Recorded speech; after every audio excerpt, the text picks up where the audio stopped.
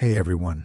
So tonight we're diving headfirst into the gloriously messy and delightfully dysfunctional world of the ancient Greek gods.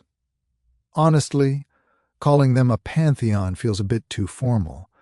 It was more like a cosmic reality show where everyone is incredibly powerful, wildly dramatic, and emotionally unstable. Before you settle in and get too cozy, do me a huge favor. Hit that like button and subscribe. But seriously, only if you're actually vibing with what we're doing here. Also, I love seeing how far these stories travel. So drop a comment and let me know where in the world you're watching from and what time it is for you. It's always so cool to see who's joining our little late-night circle. Now, go ahead and dim the lights. Maybe kick on a fan or a white noise machine for that perfect background hum. Take a deep breath and let's ease into tonight's journey together.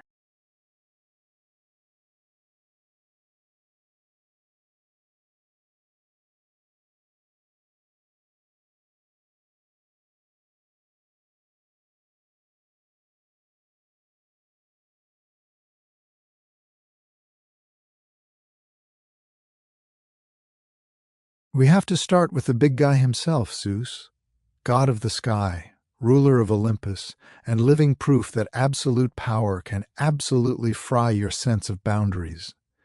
Zeus was the youngest son of Cronus and Rhea. Now, Cronus was one of those great fathers who had this charming habit of swallowing his children whole, just to make sure they never grew up to overthrow him. Totally normal, super romantic stuff. Luckily, Rhea was over it.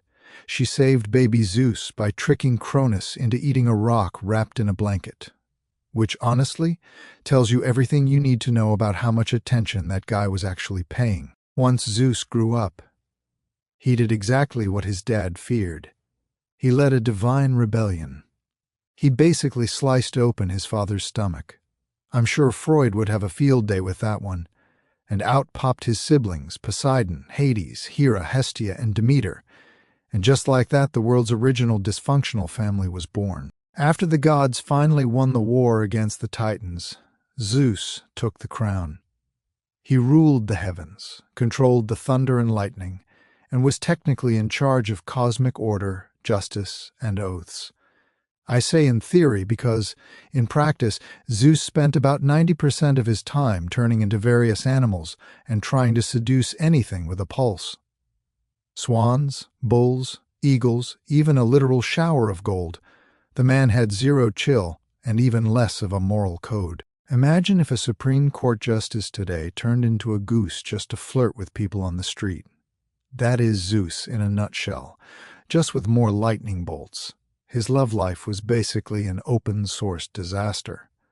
He married his sister, Hera, which went exactly as well as you'd imagine. He had endless affairs with goddesses, nymphs, mortals, and probably a couple of houseplants along the way. The result? An overwhelming number of demigod children who mostly grew up with massive parental abandonment issues and accidentally ended up founding entire mythologies. But to be fair to the guy, he wasn't entirely pure chaos. When he wasn't cheating or chucking lightning at mortals who forgot to say grace, he did actually act as the cosmic referee, keeping the universe from spinning totally out of control. He enforced oaths, upheld the law, and occasionally punished people for being more arrogant than he was, which, let's be honest, takes a massive amount of effort when you're Zeus. He was respected, he was feared, and he was constantly causing absolute PR nightmares for the Olympus marketing team. He had the power, he had the presence, but he had zero understanding of personal space.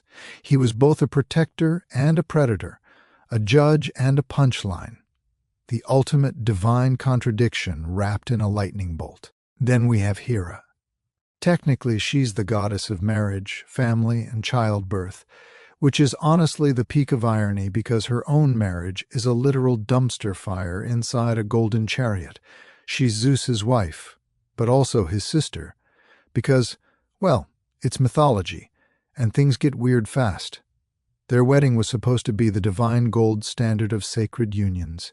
Instead, It turned into a centuries-long soap opera filled with cheating, petty revenge, and a shocking number of people being transformed into animals, trees, or slabs of stone. Hera is incredibly powerful, the undisputed queen of the gods, but her power usually manifests in one very specific, very terrifying way: pure, unadulterated vengeance.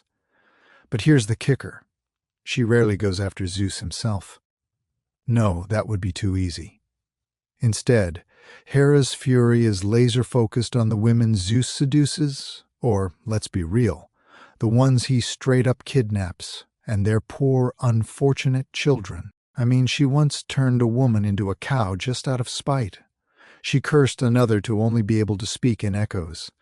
And in one of her most cold-blooded moments, she sent a pair of serpents into a nursery to try and kill baby Hercules. Imagine being that level of mad. Though, can you really blame her? Imagine being the literal goddess of marriage while your husband is out there inventing brand new forms of animal-based flirtation every weekend. Since therapy wasn't exactly a thing in ancient Greece, elaborate curses and eternal punishments were her version of a coping mechanism. Revenge was the next best thing to a session on the couch. Yet, despite being the ultimate celestial grudge holder, Hera did have a softer side. Sort of.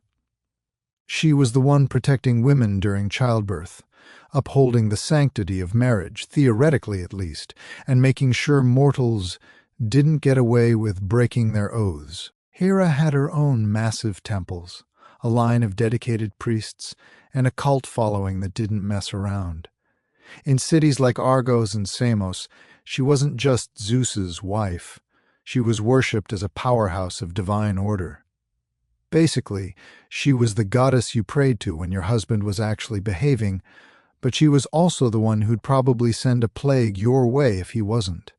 She's such a fascinating paradox, this symbol of female dignity and raw power, stuck in a system that seemed designed to humiliate her at every turn. Her story is about way more than just jealousy. It's about a woman who was supposed to represent unity and stability, while effectively holding all of Olympus together through pure spite and very expensive-looking fury. Then we move on to Poseidon. He was the god of the sea, earthquakes, storms, and, for reasons nobody has quite figured out, horses. Because honestly, nothing screams I control the deep, dark ocean quite like a herd of galloping stallions, right? But hey, that's mythology for you. As one of the three big brothers, the universe was split like a cosmic pizza. Zeus got the sky, Hades got the underworld, and Poseidon got everything wet. He seemed pretty happy with that deal, to be fair. He ruled the vast oceans, commanded sea creatures that ranged from beautiful to straight-up nightmarish, and carried that massive trident. And let's be clear, that wasn't just a fancy fork. It was a three-pronged divine rage stick that could level an entire city if he swung it hard enough. People revered him, but they were also terrified of him. Sailors wouldn't even think about leaving the dock without praying for safe passage, and fishermen were constantly tossing offerings overboard. Even city builders had to check in with him before putting a foundation too close to the shore, unless they wanted their project to become a permanent underwater exhibit. But let's be real, Poseidon had some serious issues. Huge, crashing, tidal wave-sized emotional baggage. He was the classic, unpredictable uncle of the family. One minute he's being super generous and creating a beautiful new island, and the next he's flooding your entire harvest because you forgot to mention him during a goat sacrifice. He once got so petty after losing a city naming contest to Athena that he slammed his trident into the ground and caused an earthquake. Think about that. Athena gave the people of Athens an olive tree, super useful, and Poseidon offered a saltwater spring, not so useful. The people chose the olives, and Poseidon chose vengeance. That's him in a nutshell. His love life was just as messy. Nymphs, mortals, and that infamous incident with Medusa that ended with her being cursed with snake hair and a monster label while he just walked away without a scratch. Classic double standards, even in the Bronze Age. Still, he wasn't just a stormy brute. He protected sailors, helped build cities, and when he was in a rare good mood, he was a god of prosperity. He was essential to Greek life, especially for a culture that lived and died by the sea.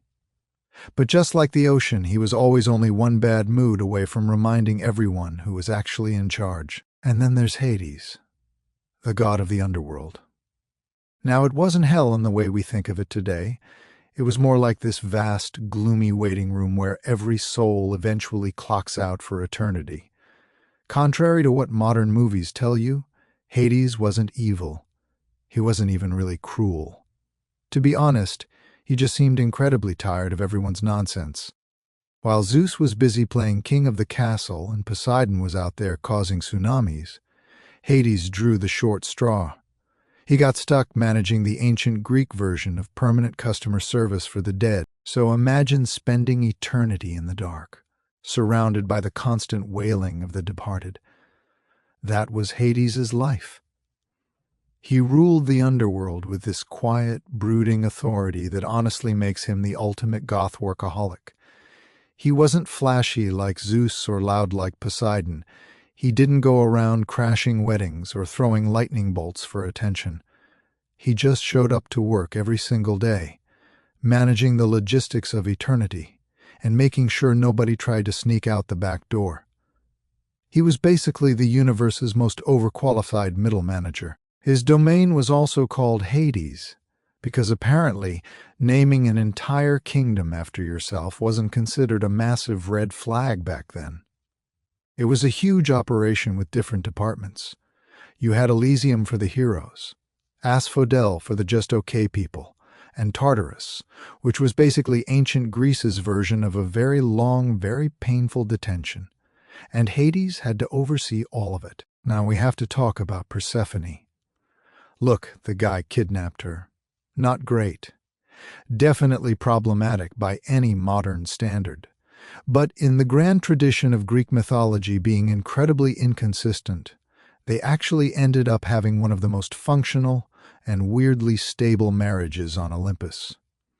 She spent half the year with him, bringing a bit of life to the literal land of the dead, and the other half on Earth, which is how we got spring. It's less of a classic romance and more of a mythological timeshare agreement. Hades was also the original difficult pet dad. His dog, Cerberus, had 3 heads, a massive temper, and absolutely zero obedience training. But hey, he kept the souls in line, so it worked. Interestingly, unlike his brothers, Hades didn't cheat, didn't have random outbursts of rage, and didn't crave the spotlight. That's probably why the ancient Greeks rarely built temples for him. They were terrified that if they built him a monument, they might actually catch his eye. He was that quiet, grim uncle you never invited to the family BBQ, but still respected from a very safe, very polite distance. Then we have Athena. She's the goddess of wisdom, war strategy, handicrafts, and, most importantly, staying 10 steps ahead of everyone else without even breaking a sweat. She is essentially the divine embodiment of logic in a world full of emotional wrecks who have way too much access to lightning bolts. Her birth story alone is enough to give any therapist nightmares. After Zeus swallowed her pregnant mother, Metis, because of a prophecy naturally, he developed the world's worst splitting headache. Since aspirin wasn't an option, he opted for a hammer to the skull. Out popped Athena, fully grown, fully armored, and looking completely unimpressed with everyone in the room. From day one, Athena made it crystal clear she was not here for the nonsense. Unlike her war-hungry brother Ares, she didn't just want to hit things. She viewed conflict like a high-stakes chessboard, something to be analyzed, controlled, and won with minimal shouting and maximum efficiency. If Ares was a chaotic bar fight, Athena was a high-tech war room with spreadsheets and a 5-year plan. She was also the goddess of crafts, which might sound like a random hobby, but for her, weaving a tapestry was just another battlefield where precision was everything. Just ask Arachne, a mortal who was brave, or maybe just delusional, enough to challenge Athena to a weaving contest. Technically, Arachne actually won, But she learned the hard way that you don't win against Athena. She ended up being turned into a spider for being a little too talented and a lot too arrogant. The moral of the story? Either stay humble or get used to living in the dusty corner of someone's ceiling. What's truly refreshing about Athena is that she stayed out of the romance game entirely. Unlike the rest of the Olympian circus, she wasn't out here seducing mortals, marrying her relatives, or turning into questionable farm animals to get a date. She simply had things to do. She had cities to protect, heroes to advise, and owls to raise. She was the one who guided Odysseus home, helped Perseus behead Medusa, and honestly, she probably would have edited the Iliad with a red pen if she'd had the chance. Athena is the goddess you'd want on your debate team, in your war council, or running your tech startup. She doesn't need to scream or scheme. She simply outsmarts everyone, every single time. Then we have Ares. He was the Greek god of war, bloodshed, and the philosophy of punch first, think never. If Athena was war with a blueprint and a plan, Ares was war with a sledgehammer and zero impulse control. He represented the raw, brutal chaos of the battlefield, the part where everyone is screaming, charging into each other, and nobody really knows what's happening, except that everything is on fire and someone just lost a helmet. In short, if Ares shows up, things are about to get loud, violent, and deeply disorganized. Personality-wise, he wasn't exactly the most popular guest on Olympus. Even the other gods couldn't stand him. Zeus, his own father, once called him the most hateful of all the gods. And let's be real, when Zeus is calling you a problematic nightmare, you know you've really messed up. Ares was arrogant, hot-headed, and about as subtle as a flaming chariot crashing through a window. He wasn't even particularly respected by the Greeks. They admired strategy, restraint, and cleverness, all things Ares consistently failed to bring to the table. He didn't win battles with clever tactics. He just stormed in swinging and hoped for the best. While that worked occasionally, it usually just left a trail of dead bodies and a bunch of deeply annoyed allies. That said, you can't deny that Ares was terrifying. He was the god of fear, quite literally. His sons were named Phobos and Deimos, aka panic and terror, and he lived for the thick of a brawl. He also had that infamous affair with Aphrodite, which sounds romantic in theory until you remember it ended with him getting caught in an invisible, unbreakable net by her husband, Hephaestus. He was left dangling there while the entire pantheon stood around laughing at him. Talk about a walk of shame. Ancient Greek tabloids would have had a field day with that one. Honestly, it's hilarious how much of a PR makeover he got later on. In Roman mythology, he became Mars, who was way more disciplined, honorable, and significantly less sweaty chaos. But in Greece? No. He stayed the muscle-bound, unpredictable avatar of pure violence. Still, you have to give Ares his due. In the middle of an actual war, he was the most feared being in existence. Warriors would pile up sacrifices just hoping he'd give them a bit of his strength, or more likely, just hoping he'd leave them alone for 5 minutes. Plus, when he wasn't busy breaking things, he did get around in a chariot pulled by fire-breathing horses. If we're awarding style points, he's definitely taking one home for that. Then we get to Aphrodite. She's the goddess of love, beauty, desire, and romantic disasters with shockingly high body counts. If you've ever watched a friend fall head over heels for someone who is clearly a walking red flag, congratulations. You've witnessed Aphrodite's divine influence in real time. Now, her origin story depends on how much trauma you're prepared to handle. Version 1 is simple. She's the daughter of Zeus and Dione. Version 2 is the older, much weirder, and frankly iconic one. She was born from the sea foam created when Cronus chopped off his father Uranus's, well, godly equipment and tossed it into the ocean. Yeah, it's probably the least romantic backstory ever conceived for the goddess of romance, but it definitely makes an entrance. Aphrodite was so stunningly beautiful that both mortals and gods basically lost their collective minds whenever she was around. She even had a magical belt called the cestus that made her completely irresistible to anyone, which, let's be honest, feels like a bit of a cheat code in the dating world. Despite being the literal embodiment of desire, her own love life was a complete wreck. She was married to Hephaestus, the hard-working, salt-of-the-earth god of fire and blacksmithing. But in classic bad boy fashion, she famously preferred Ares. Their affair became the talk of Olympus when Hephaestus, being the master inventor he was, trapped them mid-romance in a golden net and invited all the other gods to come and laugh at them. Ancient Greece, where the best way to resolve a conflict was apparently public humiliation. But don't get it twisted. Aphrodite wasn't just about chaos and cheating. She had a genuine soft side. She helped young lovers find their courage, presided over weddings, and generally made the world a more beautiful place. She was the one you'd whisper a prayer to before confessing a crush or trying to charm your way out of a stupid mistake. However, she was also the kind of person who would start a world war over a compliment. She's the one who promised Helen of Troy to Paris, effectively sparking the Trojan War. Why? Because she wanted to win a divine beauty contest? That's right. An entire civilization was burned to the ground because Aphrodite wanted a golden apple that said to the fairest, "She's the patron goddess of desire, not stability. She's beautiful. She's intoxicating. And she has absolutely zero interest in your relationship boundaries." Hephaestus was the god of fire, metalwork, craftsmanship, and, let's be real, the only Olympian who actually had a real job.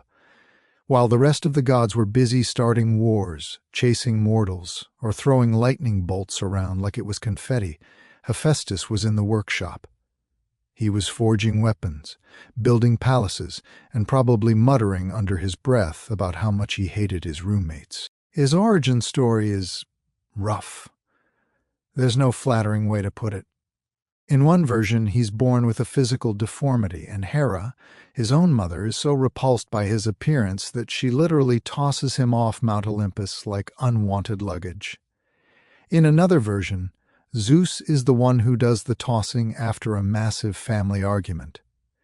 Either way, the poor guy falls from heaven, lands hard, and ends up with a permanent limp and abandonment issues the size of Crete. But despite that rocky start, Hephaestus didn't just crawl away. He got back to Olympus, and he didn't do it through forgiveness. He did it through pure leverage. He crafted Hera a magical golden throne that seemed like a beautiful gift, but the second she sat in it, she was trapped. The gods had to beg him to come back and free her. He agreed, but only on the condition that they let him back into the divine club. That's how you negotiate. Back on Olympus, Hephaestus became the ultimate divine handyman. If it glows, flies, or explodes, he's the one who made it. He forged Zeus's thunderbolts, Poseidon's trident, Achilles' legendary armor, and pretty much every magical item that anyone ever bragged about. He was basically working unpaid overtime for eternity. And yet, for all his brilliance, he was consistently disrespected. His wife, Aphrodite, whom he was assigned to, not chosen by, was famously cheating on him with Ares.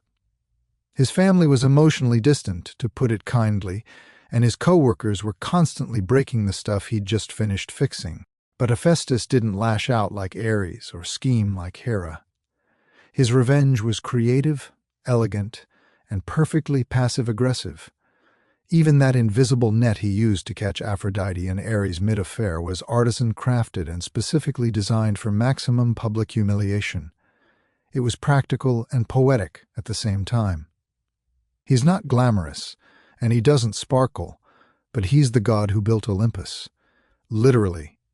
He's the unsung hero, the working-class deity, and the patron of anyone who's ever screamed at a malfunctioning machine, and then fixed it with duct tape and pure rage. Then we have Hermes, the god of travelers, commerce, thieves, messaging, and suspiciously fast talking.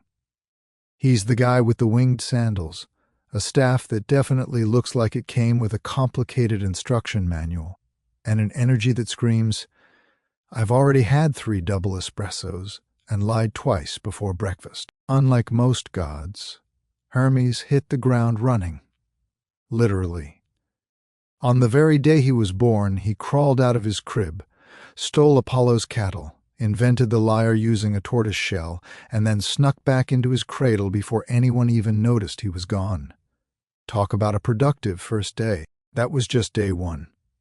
Most gods take centuries to cause that kind of chaos, but Hermes only needed about 6 hours.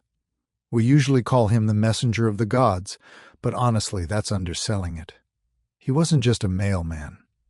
He was smuggling souls into the underworld, guiding heroes through enemy territory, and probably inventing the divine version of express shipping while he was at it. If there was trouble brewing, Hermes was already 2 steps ahead of the situation, leaving behind nothing but a suspiciously vague alibi and a charming grin.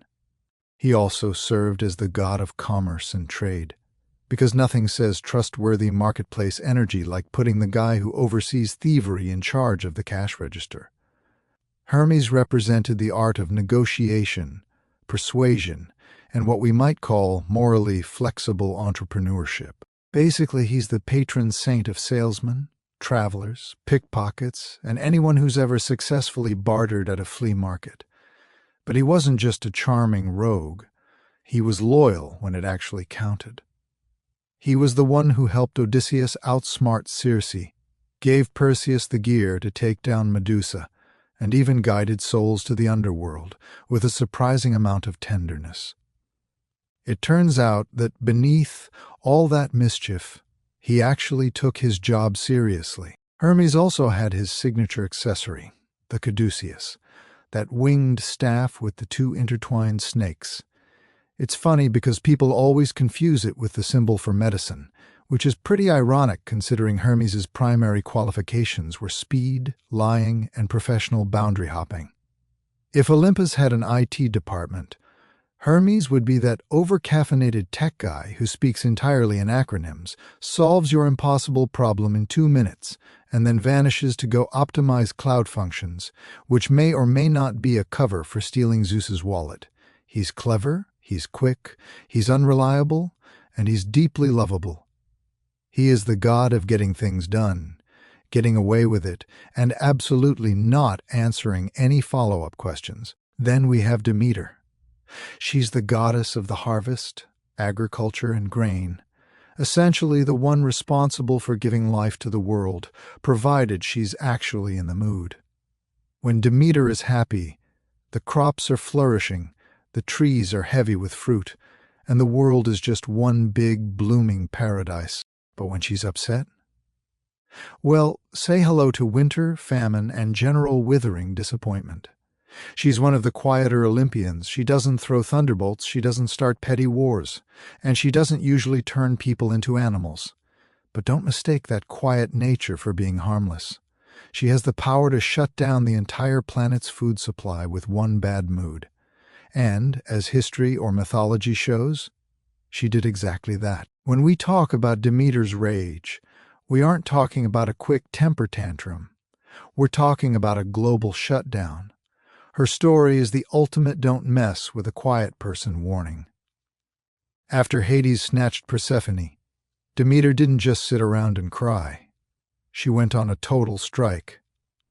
She walked away from Olympus, disguised herself as an old woman, and basically told the world, if I'm not happy, nobody eats. Think about the scale of that power. Zeus can throw lightning, sure, but Demeter can literally starve the entire human race until there's no one left to worship the gods. She brought the gods to their knees not with violence, but with silence and a frozen earth. That's why we have seasons. It's a celestial custody agreement. When she's with her daughter, she's thriving and the world is green. When Persephone heads back underground, Demeter closes up shop. It's the most relatable divine motivation in the whole book. Pure, unadulterated motherly love, mixed with a watch what happens when I stop caring attitude. And then, standing in total contrast to Demeter's earthy, quiet power, we have Apollo. If Olympus was a high school, Apollo would be the guy who's the captain of the football team, the lead in the musical, and the valedictorian all at once. He's the god of, well, almost everything. Light, music, poetry, healing, archery, and prophecy. He's the golden boy with the perfect hair and a lyre that literally makes the soul ache with beauty. But here's the thing about Apollo. Being that perfect is exhausting, and it makes you kind of a nightmare to be around.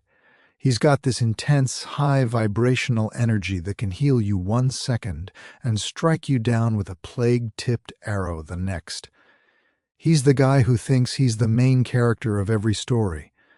And to be fair, he usually is. His love life? A total train wreck. For a guy who represents beauty and harmony, he was remarkably bad at relationships. He chased nymphs who turned into trees just to get away from him. Shout out to Daphne. And his flings usually ended in someone becoming a flower or a constellation. He's the god of the sun, but if you get too close, you're definitely going to get burned. He's brilliant, talented, and incredibly radiant. But he also has that I'm better than you glow that makes the other gods want to trip him in the hallway. So let's talk about Persephone. She was the literal flower child of Olympus, the personification of everything bright and blooming. One day she's out in a meadow, just minding her own mythological business and picking flowers, when suddenly the earth literally rips open. Out comes Hades, god of the underworld and apparently a professional kidnapper, who just swoops in and drags her down to the depths. It's the ultimate Greek parenting crisis. And Demeter? She didn't just get sad, she lost her absolute divine mind. She went on a cross-continental grief tour, and she was so devastated that she flat out refused to let a single blade of grass grow until her daughter was back in her arms. Crops failed, animals started starving, and mortals were begging for mercy. Demeter's response was basically, no Persephone, no produce. Good luck with the famine, guys. Eventually, Zeus had to step in, mostly because everyone was dying, and let's be real, he was worried no one would be left to offer him sacrifices. A deal was struck, though it was a bit of a messy compromise. Persephone would spend part of the year in the dark with Hades and the other part back in the sunlight with Demeter. And just like that, the seasons were born. Spring and summer, that's Demeter in a great mood. Fall and winter, that's her pouting and grieving. It's wild to think that one of the most vital natural cycles of our existence is actually powered by maternal grief and celestial emotional blackmail. That is mythology at its finest. But don't forget, Demeter had a serious edge. She was the one who taught humans how to grow wheat and build civilizations, but she's also the same goddess who once tried to turn a royal baby immortal by dipping him in fire. And when the parents interrupted her mid-ritual, she was ready to burn the whole place down. There's a very thin line between goddess of life and terrifying earth witch with her. At her core, she represents nurture and resilience, but she's also a reminder that the earth gives life just as easily as it takes it away. And then we have Dionysus, the god of wine, revelry, fertility, theater, and every single questionable decision you've ever made after your third glass of whatever he's pouring. He's the divine embodiment of YOLO, wrapped in ivy, perpetually intoxicated, and probably leaning against a panther. His origin story is honestly the most dramatic thing you've ever heard. He was born to Zeus and a mortal woman named Semele. When Hera found out, and she always finds out, she tricked Semele into asking Zeus to show her his true, unfiltered godly form. Spoiler alert, it completely vaporized her. Zeus, who was always a creative problem solver, took the unborn Dionysus and literally stitched him into his own thigh to carry him to term. Yes, a thigh pregnancy. In Greek mythology, nothing is ever too weird to question. Dionysus grew up wandering the world like a divine nomad, spreading the art of winemaking, chaotic joy, and a healthy dose of existential dread. He traveled with a rowdy entourage of satyrs, maenads, and woodland party crashers. Basically a traveling circus of ecstasy and potential property damage. Worshipping him wasn't just about sipping grapes and having a good time. Dionysian rituals were about losing your identity, your inhibitions, and occasionally your clothes. His festivals were wild, immersive experiences involving masks, theater, and deep, dark secrets under the stars. Think of it like a prehistoric Burning Man, but with actual divine consequences. But don't let the party vibe fool you.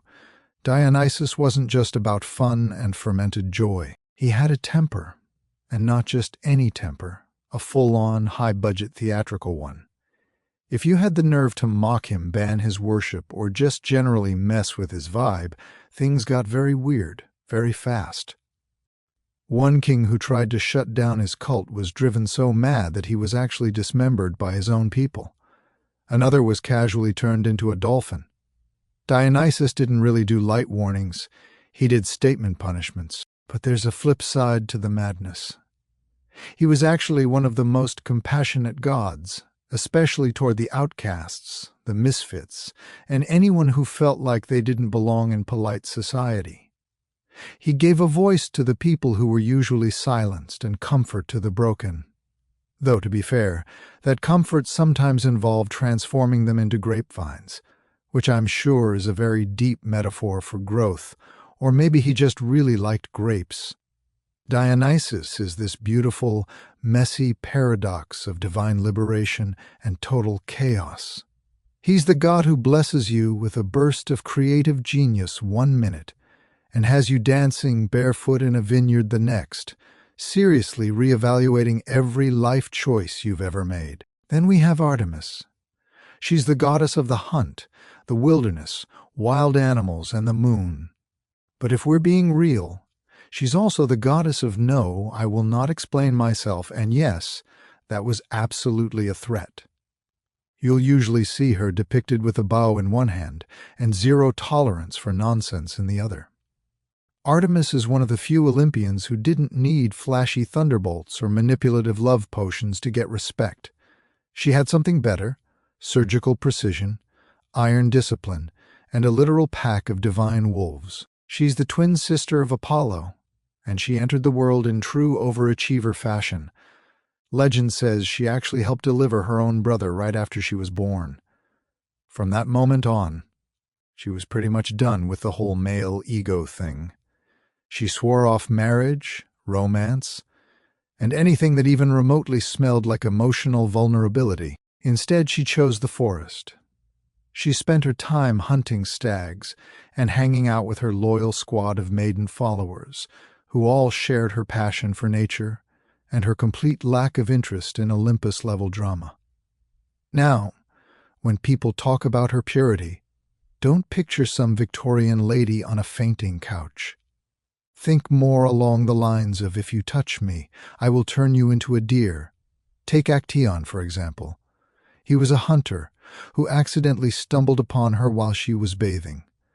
Instead of a calm conversation about personal boundaries, Artemis turned him into a stag on the spot and let his own hunting dogs tear him apart. Talk about a message-received moment. Despite the ferocity, she was fiercely protective, especially of women and children. While most of the other gods treated mortals like characters in a game or a dating app, Artemis was a divine shield for the vulnerable. She had no mercy for anyone who disrespected nature or harmed the innocent, and her vengeance was always swift, poetic, and usually fatal. As the goddess of the moon, she represented that cool, silver clarity and mystery. If Apollo was the sun's blinding, sometimes overwhelming brilliance, Artemis was the moon's cold, focused stare. She offered less warmth, but a lot more watchfulness. She wasn't flashy, but she didn't have to be. Artemis had that kind of presence that just fills a room, or a forest, without saying a word. You didn't challenge her, you definitely didn't try to flirt with her, and you mostly just spent your time hoping she wasn't aiming that silver bow in your general direction. In modern terms, Artemis is the original independent woman. She was fierce, she was free, and she was entirely, 100% uninterested in what you, or anyone else, thought of her. She didn't bother with the high society drama of Mount Olympus. She was too busy running through the woods, living her best life on her own terms. Then we have her twin brother, Apollo. If the gods had linked in, Apollo's profile would probably crash the entire site. He's the god of the sun, music, prophecy, healing, poetry, archery. Honestly, at this point, just assume he applied for every single job opening on Olympus and got them all. Apollo is the shiny, radiant poster child of the pantheon. We're talking golden hair, a golden lyre, and a literal golden chariot. According to the myths, he's the reason we even have daylight, since he's the one driving the sun across the sky every day. No pressure or anything if you're running 5 minutes late, right? But here's the thing. Beneath all that blinding brilliance, the guy is a total emotional roller coaster. Apollo is dramatic. He's that guy who writes a 10-minute acoustic ballad after a single bad date and then proceeds to curse the person who rejected him, quite literally. Just ask Daphne. She was so desperate to get away from his advances that she prayed to be turned into a laurel tree. Apollo, instead of taking the hint, mourned her by turning her into his sacred symbol and wearing her leaves as a crown. It's a choice. Not necessarily a healthy one, but a choice nonetheless. He's also the god of prophecy, which is its own kind of tragedy. He technically knows exactly how badly things are going to end, yet he still gets completely devastated when they actually do. It's classic overachiever energy. He set up the oracle at Delphi, where priestesses fueled by divine madness would mumble poetic riddles to explain people's destinies. Was it user-friendly? Not really. Was it aesthetic? Absolutely. His love life was, to put it mildly, a disaster zone. He chased after mortals, got rejected more often than you'd think, and usually reacted with some form of poetic overkill. Take Hyacinthus, a Spartan prince he really cared about. When the boy died during a discus game, possibly because Apollo threw the disc a little too hard, Apollo was so distraught that he turned him into a flower. Which is a sweet gesture, sure, if you can look past the whole accidental blunt force trauma thing. At the end of the day, Apollo was a walking contradiction. He was a healer who could also send a plague if he felt slighted that morning. He was brilliance wrapped in deep insecurity, immense power dressed up in beautiful poetry, and a whole lot of charm with a dangerously short fuse. He's exactly the kind of god who'd write you a breathtakingly beautiful love song, and then shoot you with a plague-tipped arrow if you didn't give him a standing ovation. Total main character energy, but with a very dangerous edge. Then we have Hestia. She's the goddess of the hearth, home, and domestic peace, which is basically ancient Greek for the only Olympian who didn't cause a weekly international incident. She was the eldest child of Cronus and Rhea, which also made her the first one swallowed whole by her charmingly paranoid father. Later, she was the last one to be vomited back up when Zeus finally overthrew him, which technically makes her both the oldest and the youngest sibling at the same time. Yeah, Greek mythology is basically a funhouse mirror of logic. But unlike her chaotic, power-hungry siblings, Hestia chose peace. She didn't get involved in the petty power struggles. She didn't go around throwing curses, she didn't sleep with mortals, and she didn't even bother throwing shade. She was actually offered a throne on Olympus, but she just shrugged politely and gave it up to Dionysus. Why? Because she wanted to tend the eternal flame and stay far, far away from the family drama.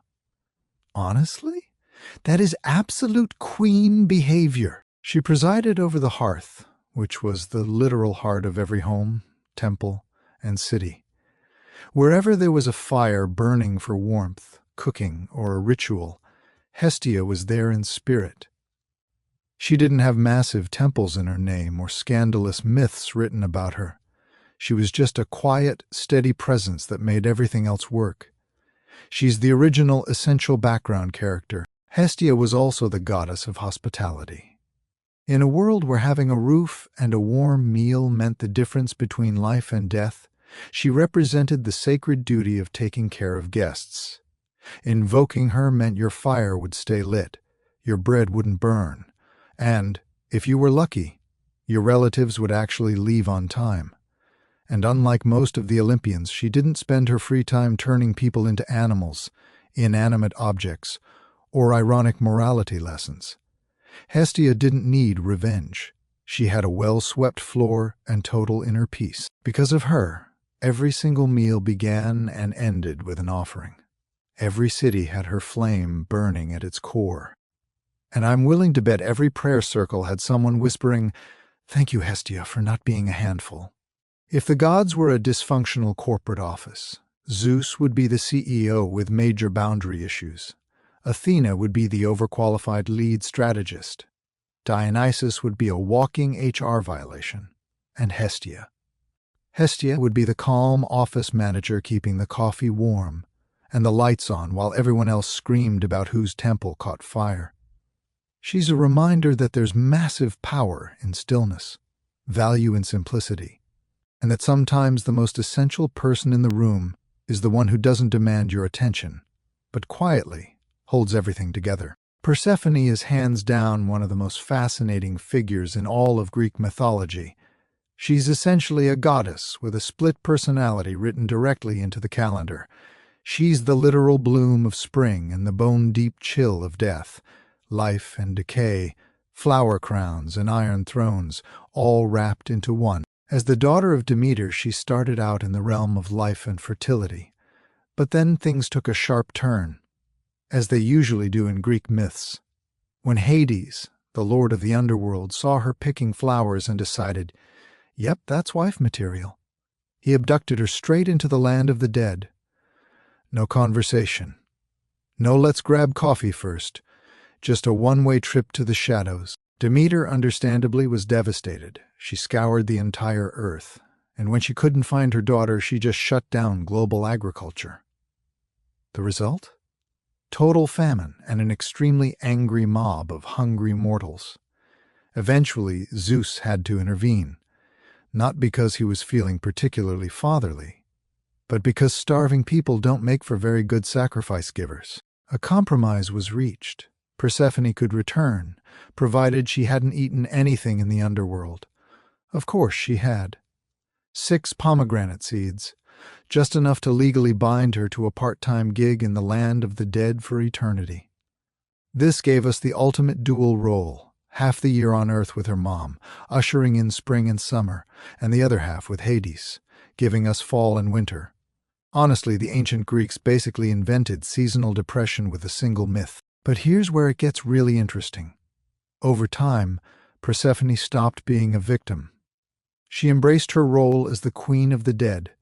She wasn't just a sad, kidnapped flower girl anymore. She became a ruler, calm, firm, and quietly terrifyingly powerful. Mortals began praying to her for mercy and safe passage, seeing her as the bridge between life and death. She represents transformation in its rawest form. The shift from innocence to strength, from being taken to taking full control of her destiny. She walks through flowers and bones with the same grace. She's the reason things bloom, and she's the reason they wilt.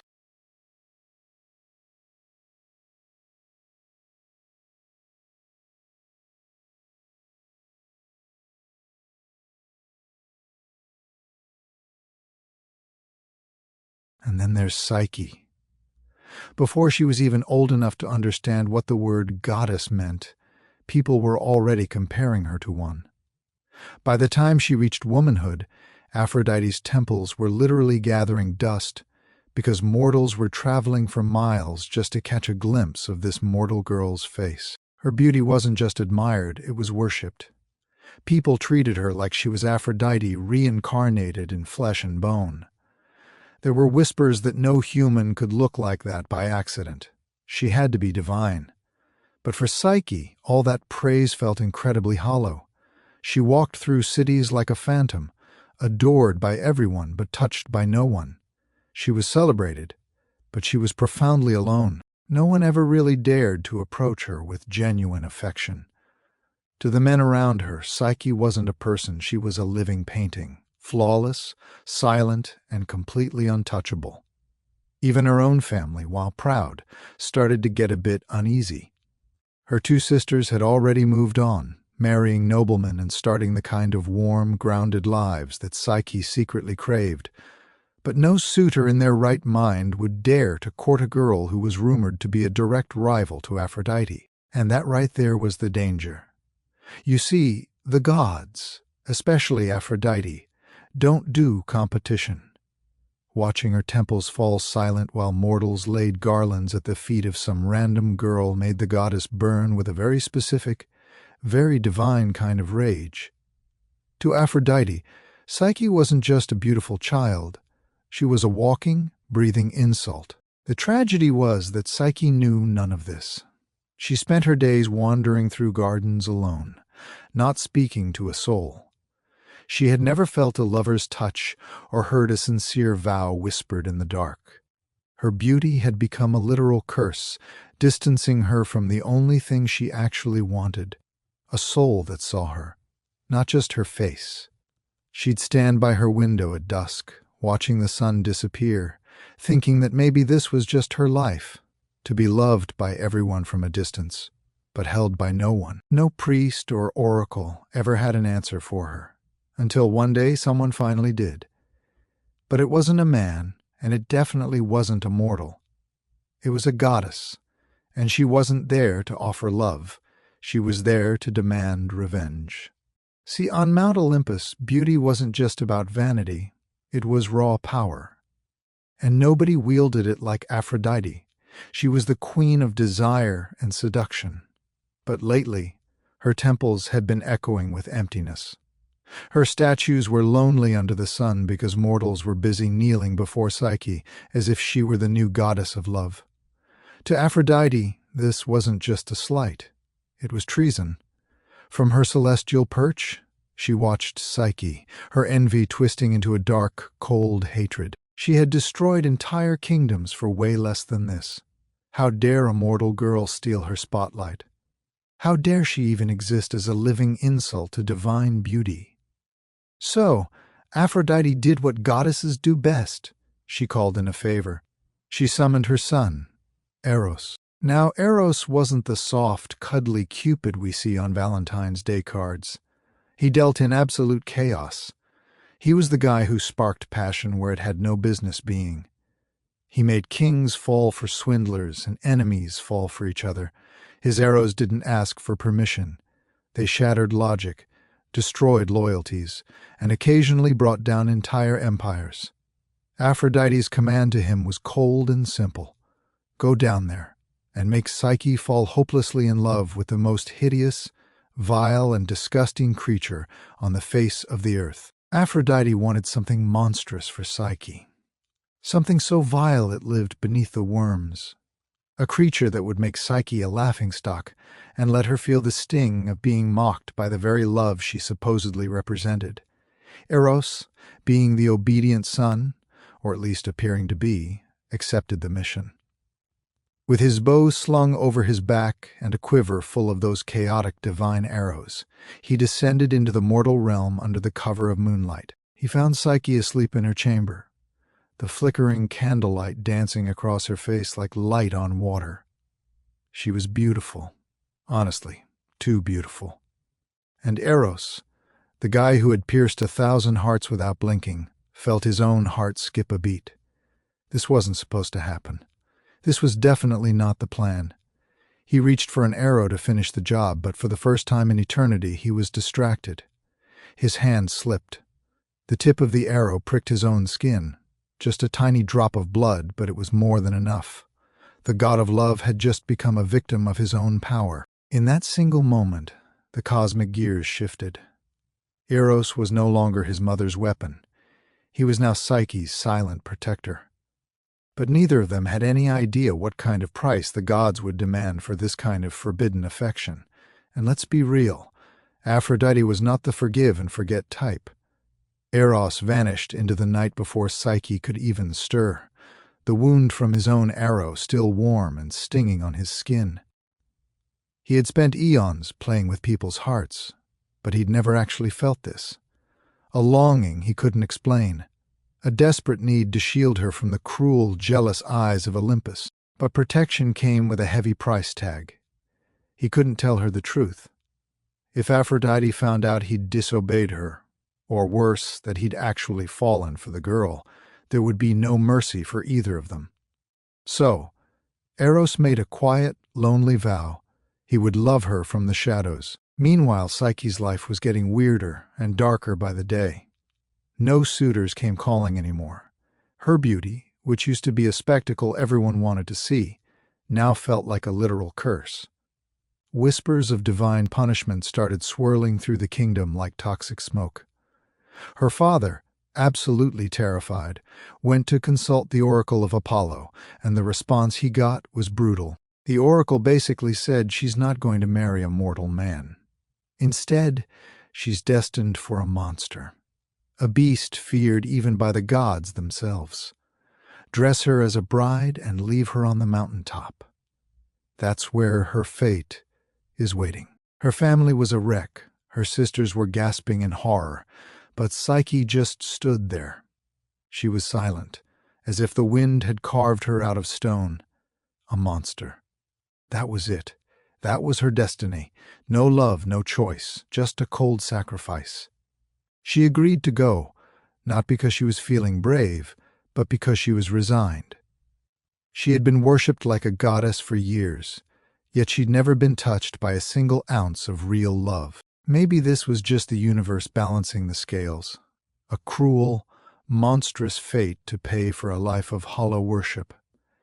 From high above, Eros watched her, his heart absolutely twisting with guilt.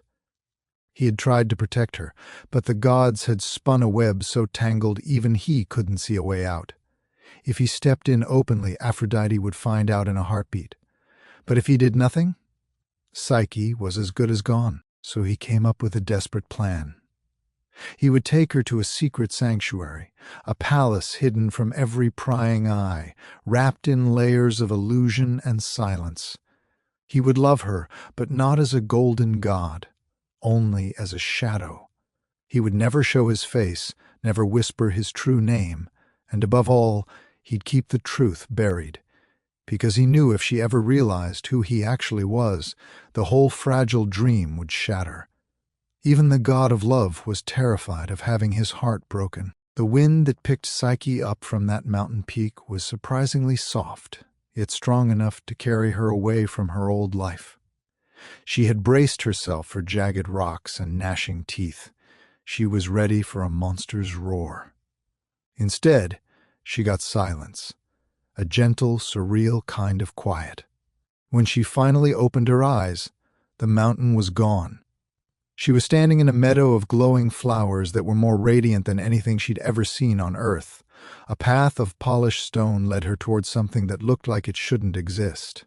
A palace so grand, it made human architecture look like a child's toy. Its pillars shimmered like moonlight dancing on water, and the halls seemed to whisper her name without making a sound.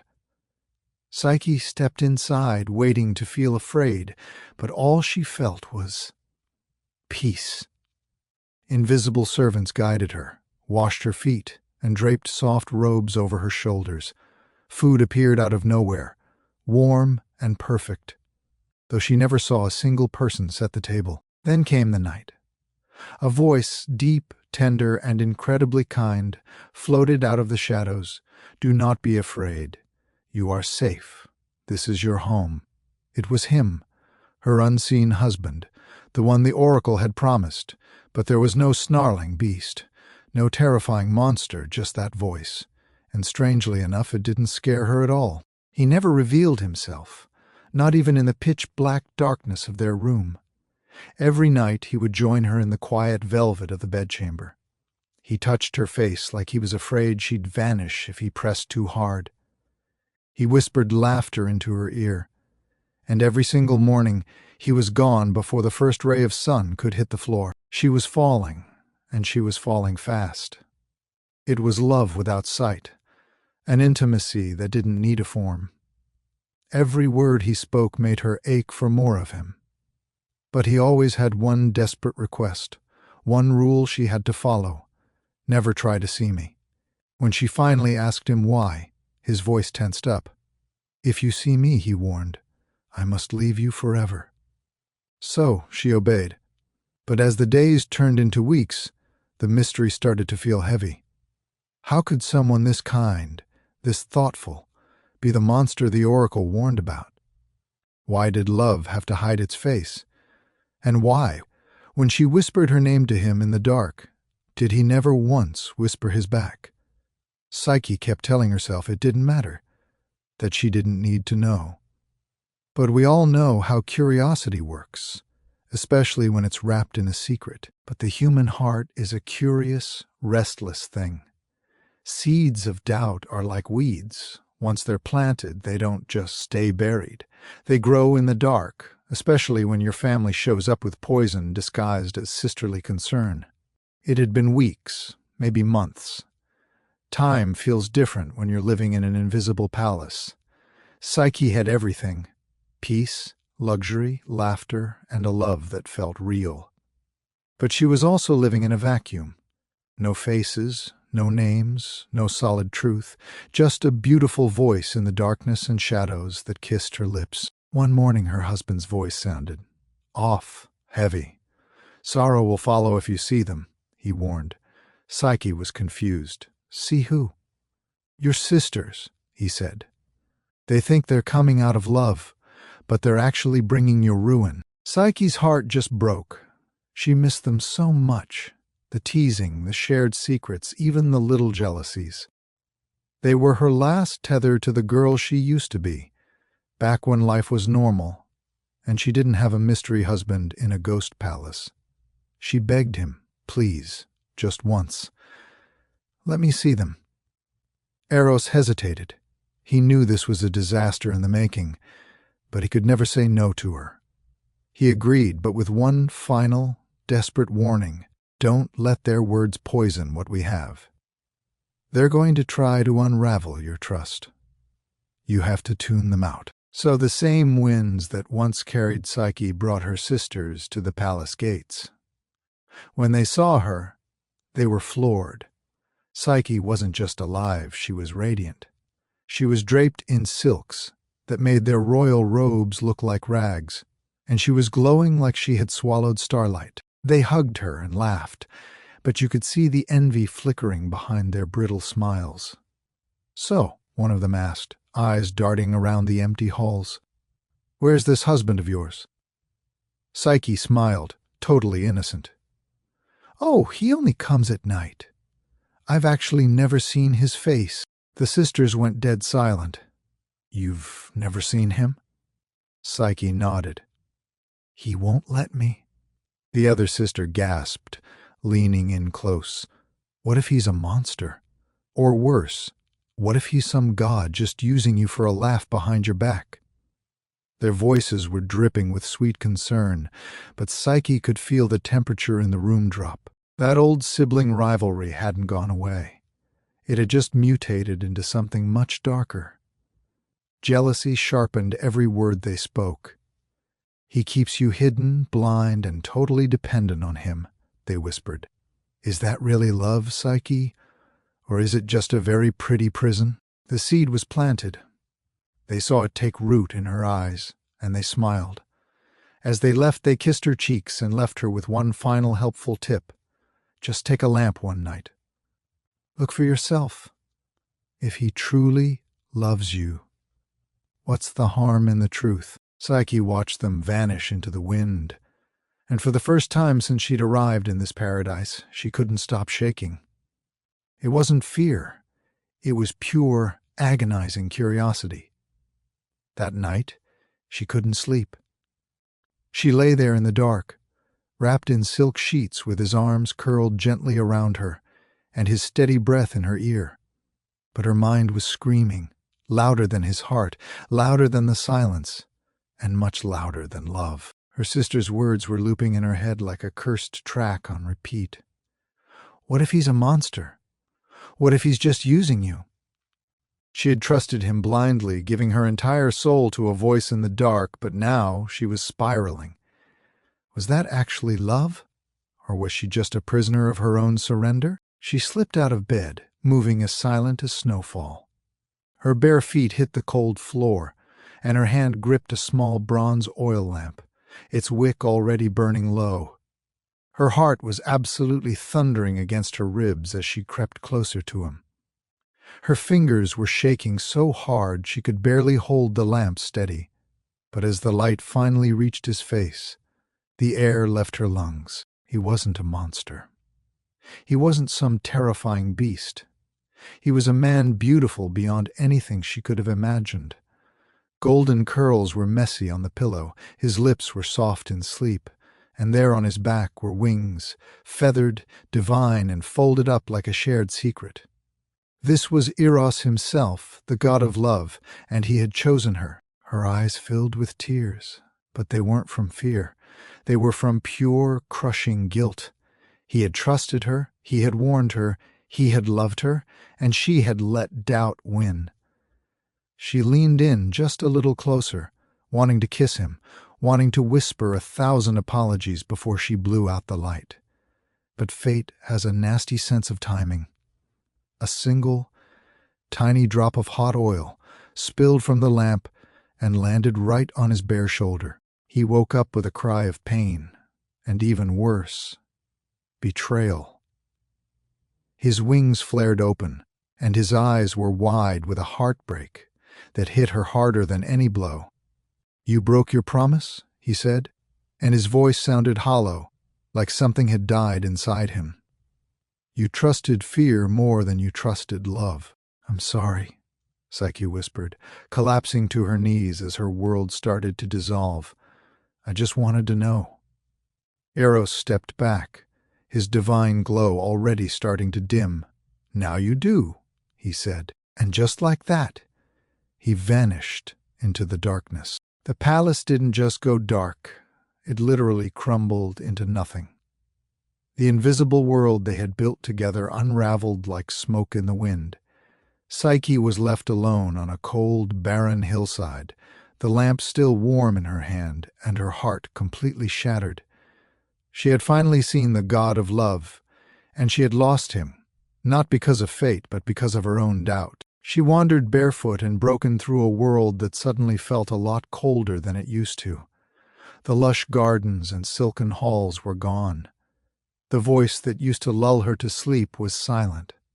The sky didn't have any answers, and the earth didn't offer any comfort. All she had left was her regret.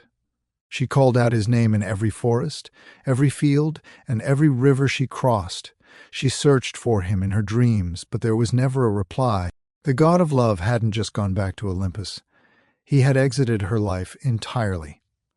In total desperation, she dragged herself back to her father's home, but the palace that used to cherish her was now a breeding ground for rumors. Her sisters, who were basically high-fiving each other over her misery, told everyone she'd married a demon and lost it all. Nobody believed her stories about gods and winged husbands. She was the most famous woman in the world, and she had never been more alone. So Psyche left home once more. This time it wasn't because she was being exiled or sacrificed. It was because she had a purpose. She made a vow to find Eros, no matter how many miles she had to walk or how much divine rage she had to face. She was even willing to storm Olympus itself. But mortals don't just wander into the heavens and ask for a manager. She knew she had to go to the source of all her trouble, Aphrodite. Psyche was absolutely terrified, and honestly, she had every reason to be. Aphrodite hated her with a passion that only an upstaged goddess can feel. But if there was even a tiny, microscopic sliver of hope that Eros still loved her, Psyche was ready to walk through fire to earn her redemption. She finally found the goddess in a private garden, surrounded by mirrors, where Aphrodite was busy staring at her own reflection as if looking for flaws that didn't even exist. When Psyche approached, Aphrodite didn't even bother to turn around. "I warned you once," she said, her voice like ice, "and yet you still reached for what belonged to me." Psyche dropped to her knees. I love him, she whispered. Aphrodite just laughed, a cold, sharp sound. You love him? You mean the son you betrayed? The God you didn't even trust enough to keep your eyes closed? I was foolish, Psyche admitted. But I'll do anything to earn back his trust. Anything. At that, Aphrodite finally turned, her eyes as sharp as daggers. Anything? Psyche nodded, not breaking eye contact. The goddess smiled, but there was zero kindness in it. Then you will suffer.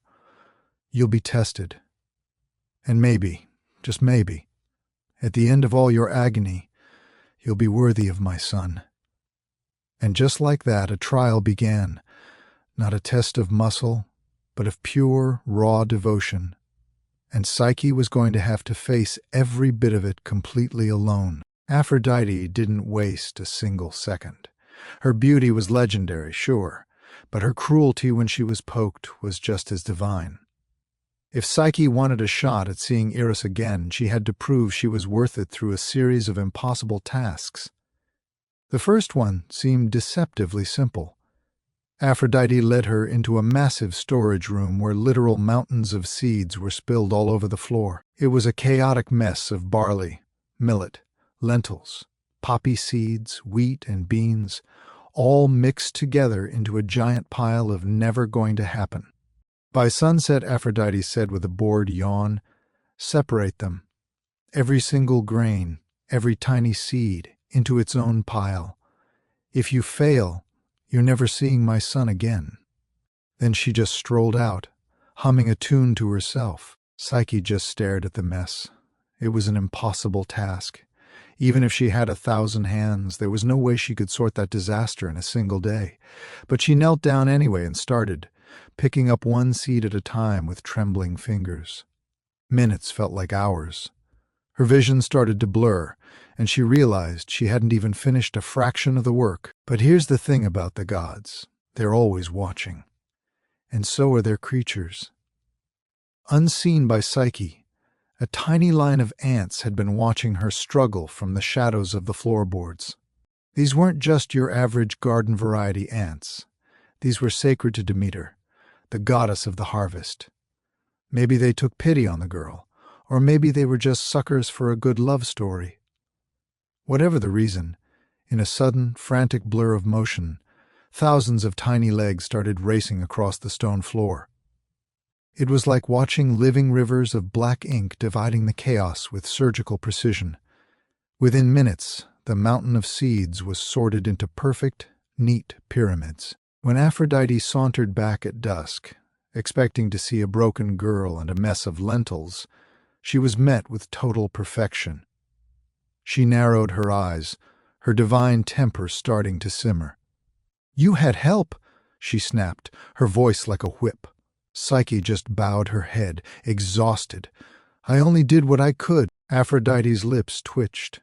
She was caught somewhere between being impressed and wanting to scream. She hadn't expected this mortal girl to survive the first round, let alone handle it with such grace. But she wasn't about to let up. This was just the warm-up, the goddess warned. If you ever want to see Eros again, you're going to need a lot more than luck. Psyche, with her fingers sore and her back aching, just nodded. She was ready, because true love was worth more than divine comfort or mortal pride, and her war had only just begun. She barely had a second to breathe before Aphrodite dropped the second task on her, and this one was even more sadistic. "See that river down there?" the goddess asked, pointing to a stream glinting under the hot afternoon sun. "It runs right beside a meadow where wild rams graze. Their wool is made of pure gold. Bring me a handful of it, and do try not to die." She smirked and vanished into thin air, leaving Psyche to realize this was a suicide mission. These weren't fluffy farm sheep. These golden rams were sacred. Their eyes were wild, and their horns were as sharp as bronze spears. They were famous for goring anything that breathed in their direction, tearing intruders apart without a second thought. They looked like shimmering treasure from a distance, but up close they were pure, unadulterated rage. Psyche climbed down the hill and crouched in the reeds, her heart hammering against her ribs like a trapped bird. She watched them roam. Their hooves literally cracked the stones beneath them, and their low growls sounded more like lions than sheep. There was no way she could step into that field in broad daylight and come out in one piece. She sank to her knees, the fear finally starting to win, tears blurring her vision. But once again, the world was listening. A quiet whisper drifted through the tall grass, a soft, rhythmic voice that sounded like reeds swaying in the wind. It was a river's spirit, an ancient presence bound to the flow of the stream, that finally spoke up. "Don't you dare step into that field while the sun is high," the spirit murmured through the rustling grass. "The rams are pure rage under the daylight, but once twilight falls, they retreat to the shade to rest. Just wait for the shadows, and then you can gather the wool they've left behind, snagged on the thorny branches. They won't even miss it." Hope, real hope, finally surged back into her. Psyche waited. She sat there for hours, watching as the golden rams, one by one, wandered into the tree line and settled into a deep slumber. As the world turned to gray and darkness took over, she crept forward, moving with the stealth of a cat. Sure enough, she found clumps of that legendary golden fleece tangled in the brambles and the rough bark of the trees. By the light of the moon, she gathered a massive handful and returned to Aphrodite. The goddess narrowed her eyes at the shimmering wool in Psyche's palm, her voice a low, suspicious mutter. "You're still alive, I see." But Psyche didn't say a word. There was no pride in her eyes, no "I told you so," just a quiet, unbreakable strength. Love had taught her something even the gods seemed to have forgotten. True courage doesn't need to shout. It just needs to endure. And while Aphrodite was far from finished with her, Psyche was nowhere near done fighting. At this point, Aphrodite was beyond frustrated. Psyche was surviving tasks that were literally designed to crush her soul, and she was doing it with this weird mix of raw determination and unshakable luck. The goddess's fake smile was completely gone now, replaced by cold, hard calculation. For the third trial, she decided to end this story once and for all. "Fetch me some water," she said, her voice dripping with malice. "Not from a well, not from a stream. I want water from the river Styx itself." Psyche went pale. The Styx wasn't just a river, it was the border between the living and the dead. Its water was sacred, cursed, and literally fatal to the touch. Even the gods were terrified of it. Mortals didn't just visit the Styx, they went there to stay. Still, she nodded and set off. Her journey led her to the edge of a cliff so steep and jagged it looked like it had been ripped apart by titans. Far below, the river Styx churned like broken black glass, sending up clouds of vaporous curses and the haunting cries of lost souls. The current didn't even flow, it coiled and twisted like a giant living serpent. And to make things even more suicidal, the banks were guarded by monstrous winged beings, the ancient sentinels of the underworld. They screamed at the wind, their claws sharp enough to shred bone. There was no path down, no way forward, and absolutely zero hope. Psyche collapsed under a rock ledge, clutching the crystal vial Aphrodite had mockingly handed her. "Just a sip," the goddess had sneered. "Just enough to show me you tried." But then a shimmer appeared. A high-pitched hum filled the air, and from a crack in the stone, a massive shadow emerged. It was an eagle, huge even by divine standards, regal, golden-eyed, and sent by Zeus himself. It was the eagle of thunder and kings, and it wasn't there to watch her fail. Without a word, the eagle snatched the vial from Psyche's hand, spread its massive wings, and dove straight down that deadly cliffside. The sentinels of the underworld shrieked in fury, but they didn't dare strike. Even the monsters of death knew better than to mess with a direct order from Zeus. Within moments, the eagle soared back up and placed the sealed vial, now filled with the shimmering, cursed waters of the Styx, right back into Psyche's trembling hands. She didn't stop to ask why the king of the gods was helping her. Maybe Eros had done him a favor once. Maybe even the gods on their high thrones couldn't help but respect a love that refused to break. When Psyche walked back to Aphrodite and handed over the water, the goddess accepted it in stony, terrifying silence. Psyche had passed again, but she knew the final trial was coming, and it was going to take her to a place where even the gods were afraid to set foot. Aphrodite's voice was now colder than the Styx itself. "For your final task," she said, her eyes fixed on Psyche with pure malice, "you're going to journey to the realm of Hades. Once you're there, you'll beg Queen Persephone for a box of her beauty. Consider it a gift from me. I'm feeling quite worn down lately. Your very existence exhausts me." It was a death sentence, plain and simple. Even the bravest heroes avoided the underworld like the plague. The living weren't supposed to enter Hades' realm, and definitely weren't supposed to come back. But Psyche didn't even hesitate.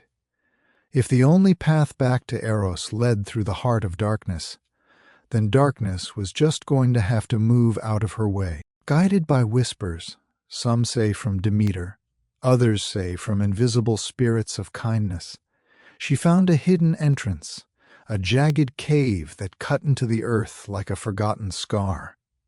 She didn't go empty-handed. She brought 2 coins for Charon the ferryman and barley cakes for Cerberus, the 3-headed hound. Every step she took into the depths felt like it was draining the warmth right out of her bones.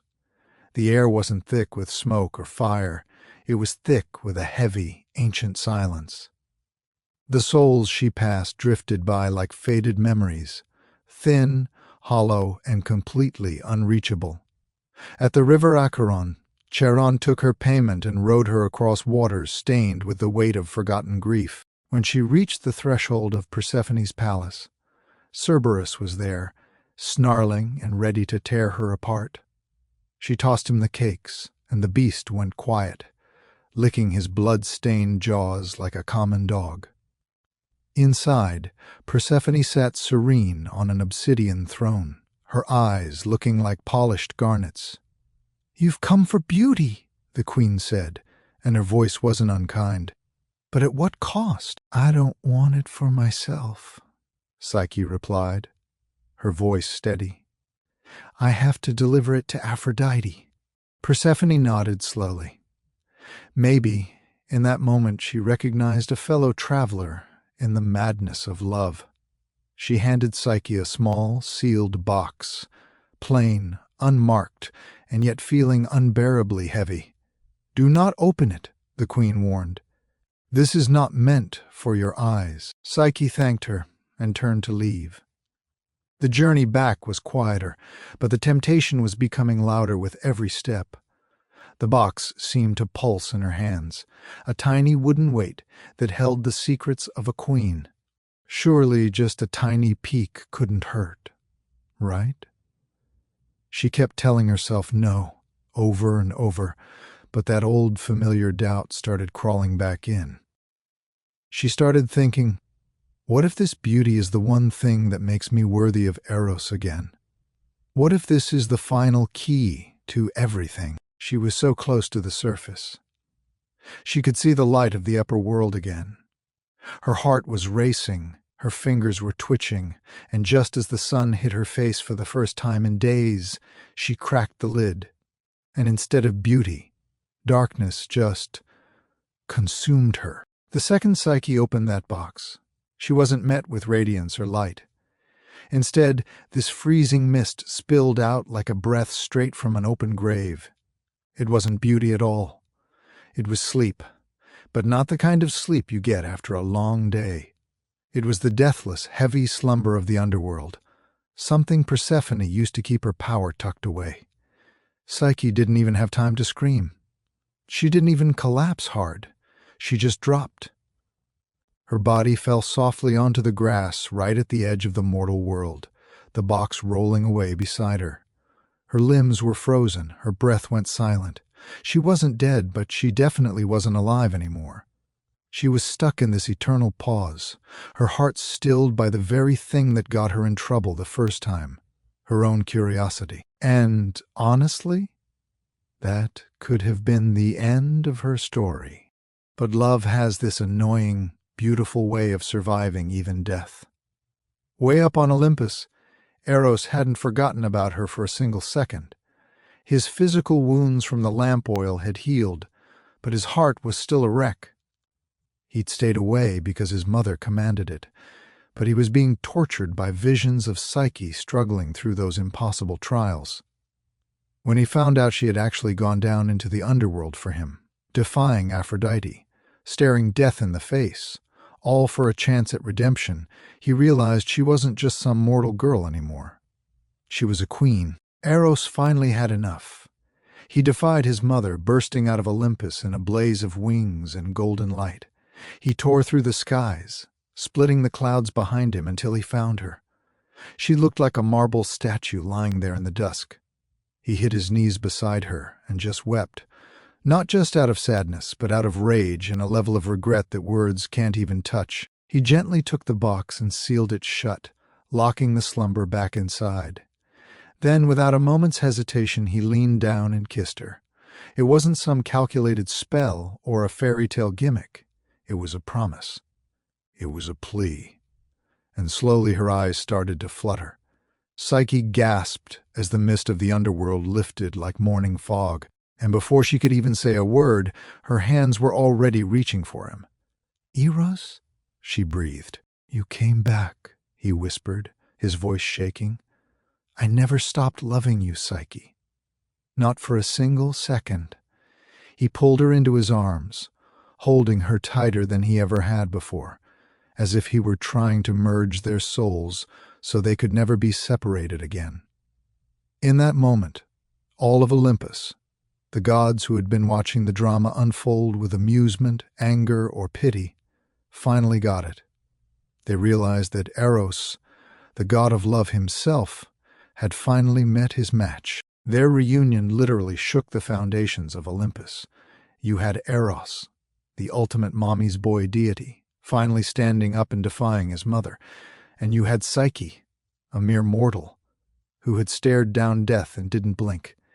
Together they had smashed every boundary between the divine and the human, between what was expected and what was desired. Naturally, Aphrodite was absolutely livid.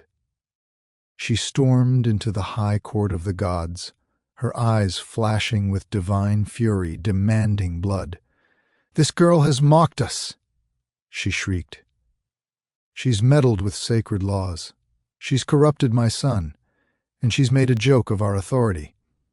She needs to be erased from existence." But the vibe in the room had shifted. The other gods weren't so sure anymore. They had watched Psyche go through hell, literally. They saw her suffer. They saw her keep going when anyone else would have quit, and they saw her rise. Her love had survived things that would have crushed any other mortal heart. The whole thing had to be settled once and for all, so everyone turned to Zeus. The king of the gods sat there in total silence on his throne, holding lightning in one hand and the threads of fate in the other. He had seen every bit of it: Psyche's fall, her rise, her doubt, and her ultimate devotion. Finally he spoke, and his voice rumbled like distant thunder. "There is a unique kind of power," Zeus said, "in a love that actually endures." Aphrodite started to protest, but Zeus just raised a hand, silencing her instantly. "You tested her, Aphrodite. You pushed her harder than any mortal I've ever seen, and she passed every single time. She isn't unworthy of us. In fact, she's proof that mortals are capable of loving just as deeply as gods." Then he turned to the couple. You want to be together? Like, actually forever?" They both nodded, their hands locked together. Then so be it. With a simple flick of his wrist, Zeus summoned a golden goblet filled with ambrosia, the literal drink of the gods. He held it out to Psyche. "Drink this, and your mortality ends here. Your heart will beat with the rhythm of eternity. You'll live among us, but don't think your trials vanish. You'll carry those memories forever, just like we all carried the stories that make us who we are." Psyche took the goblet. This time her hands didn't shake at all. She took a drink, and she could feel a warmth spreading through her. Not a burn, but a slow, beautiful bloom. Her senses expanded until she could feel the stars, and her heartbeat slowed down, becoming deep and resonant like a bell echoing through time. And just like that, the transition was over. She wasn't a girl anymore. She was divine. She was an equal. Eros took her hand, and right there in front of the entire pantheon, they were officially declared husband and wife. For once in the messy history of Greek mythology, love didn't end in a bloodbath or a tragedy. It was crowned. The second she finished that ambrosia, it wasn't just her body that changed. It was her entire spirit. Her skin started to shimmer with that signature divine radiance, and when she looked up, her eyes didn't hold tears anymore, they held entire galaxies. The gods who used to roll their eyes at her mortal blood were now just standing there in awe. For the first time in the long, long memory of Olympus, someone had earned their seat at the table, not because of who their parents were, but because of the raw strength of their heart. She wasn't just Psyche the beautiful anymore. She was something much, much more. She was now Psyche the immortal, a goddess in her own right. Even Aphrodite, who had spent so much energy cursing her, couldn't deny the reality of what stood before her. Here was a woman who had stared down death, resisted temptation, survived betrayal, and endured total isolation, and at every single crossroads, she chose love over her own pride. Now, the goddess of love wasn't exactly known for being quick to forgive, but Eros stepped in. He was still his mother's son, but he was fiercely, undeniably Psyche's husband now. He stepped forward and spoke with a gentleness that held a lot of weight. "She isn't a rival to your beauty, mother. She's something else entirely. She is the soul that finally understands what love actually is." And in that moment, the tension that had been suffocating Olympus finally started to melt. It wasn't a total 180, but it was enough of a surrender. Aphrodite stayed silent, and in the world of the gods, silence is as good as an apology. Zeus then made it official, proclaiming Psyche the goddess of the soul. It was perfect, really. Her name in Greek already meant both soul and breath of life. Her trials hadn't turned her into some cold, flawless statue. Instead, they had shaped her into the living embodiment of what love can endure. A massive feast was held on Olympus to celebrate. Nectar flowed like rivers, the stars themselves seemed to dance, and even the fates, the ones who pull all the strings, smiled at the story they had once only whispered about. Psyche stood right there next to Eros, no longer shaking, no longer uncertain. She was his equal. She was divine. Together, they became the guardians of the skies above and the mortal world below, the protectors of love and the long, messy journey of the human soul. And from their union, a daughter was born, Hedone, the goddess of pleasure and delight. She was the literal symbol of joy, born from the perfect marriage of love and soul. Where Psyche had once crawled through thorns and shadows, she now lived in eternal light. But the beauty of it wasn't that she was perfect. It was that she had loved, she had fallen, she had suffered, and she had fought her way back up. She was the ultimate proof that even the most broken-hearted mortal can reach the heavens, one trial at a time. The story of Eros and Psyche didn't end in a bloodbath or a tragedy like so many others. It ended in transformation. It became a truth whispered across centuries, from ancient temples to modern bedrooms, from storytellers to dreamers. The lesson they left behind is a heavy one. Real love is never easy. It's going to be tested. You're going to doubt it. It's going to get wounded. But if it endures, then it becomes eternal. Psyche's journey started with beauty, a curse she never even asked for. She was worshipped by strangers who didn't know her, envied by sisters who should have loved her, and manipulated by gods who thought she was a toy. She was punished for being loved, and then punished all over again for daring to love back. And yet she never stopped trying. Even when her heart was in pieces and her faith was cracked, she just kept walking. And Eros, the god of love, learned his own lesson too. He realized that love isn't a weapon, it's not a game, and it's not a secret you keep in the shadows. It's light, but it only works if you're brave enough to face it head on. Together they taught even the jaded gods of Olympus something they had forgotten. Love doesn't just belong to the divine. It belongs to anyone, anywhere, who is willing to fight for it. In temples all across Greece, people started offering prayers not just to Aphrodite, but to Psyche. They would whisper her name before weddings, during births, and even at funerals, reminding themselves that the soul, just like love, is immortal, because she wasn't just another name on a divine guest list. She was a living reminder that the soul can actually survive despair. She proved that even when love falls flat on its face, it can rise again. No matter how deep the underworld gets, or how sharp the trials become, the heart eventually finds its way back home. Today, long after those marble temples have crumbled into dust and empires have been erased from the map, her story still breathes. You can hear it in the word psyche, meaning soul. You see it in psychology, the study of that very soul. And in every story where love is tested and somehow triumphs, Eros and Psyche live on, not as cold statues, but as echoes inside all of us. Every time we choose trust over fear, forgiveness over pride, or love over silence, we're walking their path, and maybe, just maybe, we become a little more divine because of it.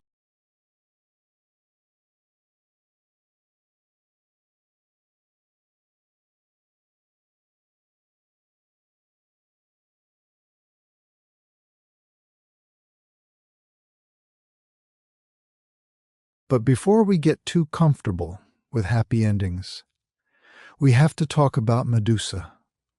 Long before she was a nightmare, before statues froze mid-scream and serpents whispered across marble floors, Medusa was just a mortal girl, and she was beautiful beyond words. Her beauty wasn't loud or arrogant, it just existed. It was uninvited, like sunlight slipping through a crack in a stone wall.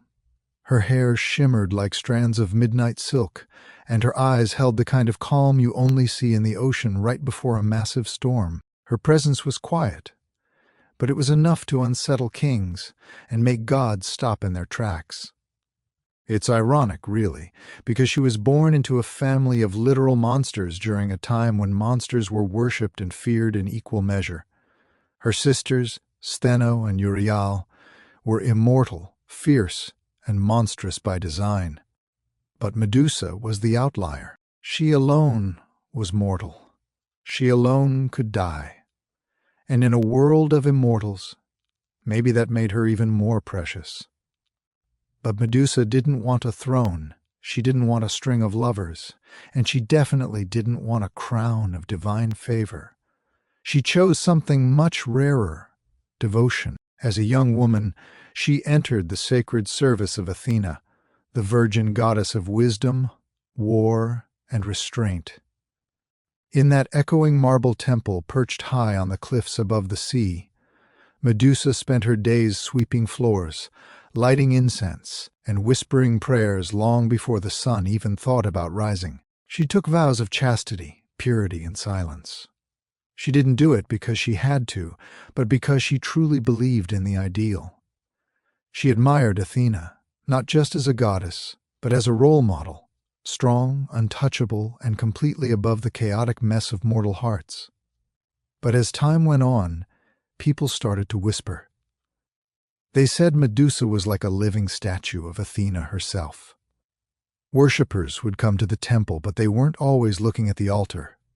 They were sneaking glances at the girl with the midnight hair while pretending to pray. Her face became a symbol, her voice a rare whisper, and her life a loop of sacred duties. But beauty, even when it's tucked away behind temple walls, is never truly safe. Word of Medusa's grace spread like wildfire, past the city gates, through the deep forests, and straight into the ears of the gods, and with that fame came a cold, sharp danger. You see, on Olympus, desire often wears a divine mask, and the line between admiration and possession is practically non-existent. One god in particular took notice. He wasn't a god of wisdom or restraint. He was the god of the deep, of crashing storms, and of bottomless appetites. While Medusa stayed true to her vows, fate was already starting to knot.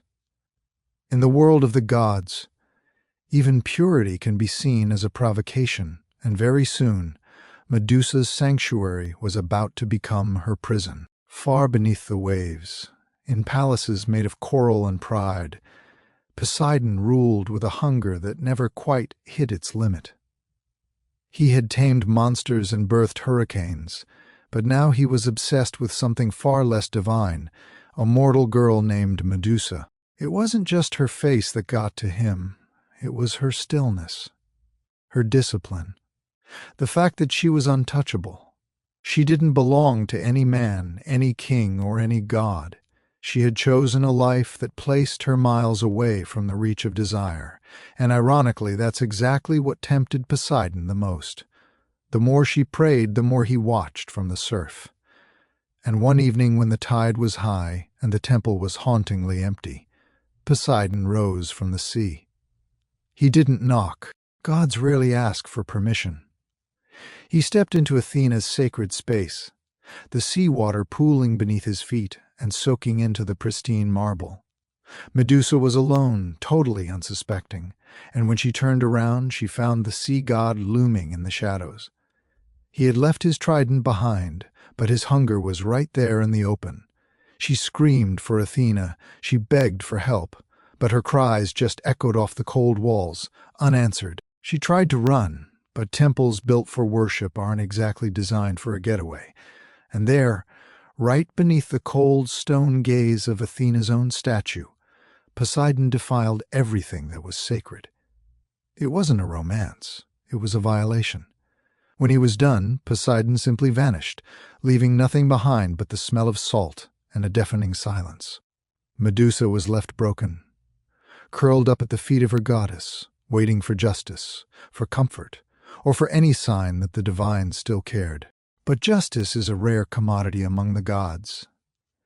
When Athena returned and saw her temple desecrated, her fury was absolute. But here's the kicker. She didn't direct that rage at Poseidon. She pointed it straight at Medusa. Whether it was out of pride, some twisted divine logic, or because it was easier to punish a mortal than a fellow god, Athena blamed her priestess for the defilement. It didn't matter if Medusa was a victim or just an inconvenience. To Athena, the temple was stained, and someone had to pay. The purity of her sanctuary had been shattered, and instead of standing up for her, the goddess of wisdom did something far more calculated. She passed judgment not on the god who had committed the crime, but on the mortal who had survived it. It's a bitter truth even in myth. Power tends to protect its own. Medusa, who used to be the gold standard for sacred beauty, was about to be transformed into a warning that the world would never forget. The temple floor was still damp with seawater when Athena returned. The incense had died out hours ago, leaving a heavy, cold silence in the air.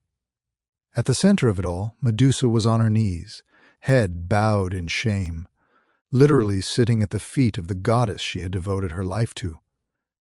But when she looked up, she didn't find a pair of comforting eyes. Athena's gaze was burning with a terrifying, white-hot fury. In Athena's mind, her sanctuary, a place of pure reason and discipline, had been stained. And even though Poseidon was the one who broke the rules, Medusa was the one who had to carry the weight of it. To Athena there was no room for forgiveness. Gods don't do apologies, and temples don't just get over things. The punishment had to be as eternal as the goddess herself. She stepped down from her pedestal and stood over Medusa, who was shaking, probably still waiting for a hand to reach out and pull her up. But mercy wasn't on the menu. Athena's voice boomed through the marble halls like a clap of thunder. "You have brought shame into my house. Let the world see what happens to beauty that invites destruction." With one cold gesture, she touched Medusa's forehead, and the transformation was instant and agonizing. That midnight silk hair, it started twisting and thickening until it became a writhing nest of serpents, their hissing a cruel, mocking version of the prayers Medusa used to whisper. Her skin lost its warmth, turning gray and cold. But the worst part was her eyes. Those eyes that used to be soft with sorrow were now a literal weapon. One look, and any living soul would be instantly turned to stone. It wasn't a curse designed to protect her from enemies. It was designed to isolate her from everyone. It was loneliness disguised as a defense. Medusa tried to scream, but her voice didn't even sound human anymore. Her tears dried up before they could even hit her cheeks. She couldn't even look at her own reflection without shattering the glass. And worst of all, she could never look at another living person ever again without destroying them. Athena didn't flinch. She didn't cry. She just watched as her most devout priestess, a girl who had given everything to her, became a monster. The temple doors slammed shut behind Medusa as she was cast out into exile. Her cries echoed through the hills, but there was no home to go to, no sisters to hold her, and no gods left to pray to. Just a trail of cold stone left in her wake, and from the high, indifferent cliffs of Olympus, Athena returned to her throne, completely unmoved. In the eyes of the gods, punishment doesn't need to be fair. It just needs to be definitive. Medusa's face was now a permanent mark on the world, destined to last longer than the memory of her devotion. Banished from the warmth of the temple and the noise of the city, she wandered into the deep wilderness, alone, cursed, and absolutely terrified of herself. Her footsteps carved a graveyard of stone across the landscape. Every accidental glance at a passing creature turned it into lifeless marble and a heartbeat. Birds froze mid-flight and plummeted like rocks. Deer in the brush became permanent statues of fear. Even the smallest insects that dared to meet her gaze were silenced forever. She eventually sought refuge where she knew no man would ever want to follow, a bleak, windswept island at the very edge of the world, a place so desolate it felt like the gods themselves had forgotten it existed. She didn't bother building a shelter. What was the point of a roof when the stars offered no comfort? What was the use of walls when her protectors had been the ones to let her be destroyed? She moved into a cave that was already a gallery of the macabre, half filled with the statues of long-forgotten warriors, curious beasts, or perhaps just lost wanderers who had looked at her for a second too long. This was the start of her second life. She wasn't a priestess anymore. She was a pariah. Medusa stopped weeping. Tears belonged to that girl she used to be, the one who believed in justice, who thought loyalty actually meant something, and who believed that if you served a goddess you'd be safe. That girl died on the temple floor. In her place was something else, a woman entirely shaped by betrayal. The serpents on her head didn't speak in words, but they whispered to her in dreams through raw instinct. They became her guardians, sensing the vibration of approaching footsteps long before she heard them. Her eyes were her curse, and her soul was becoming a flickering, distant memory.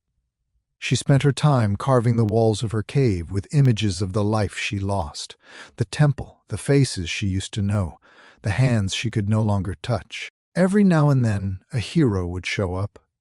They were lured by stories of a cursed maiden or the hollow glory of slaying a beast. They walked into her cave convinced she was pure evil, thinking their names would live forever if they killed her. But none of them ever made it back out. They underestimated her.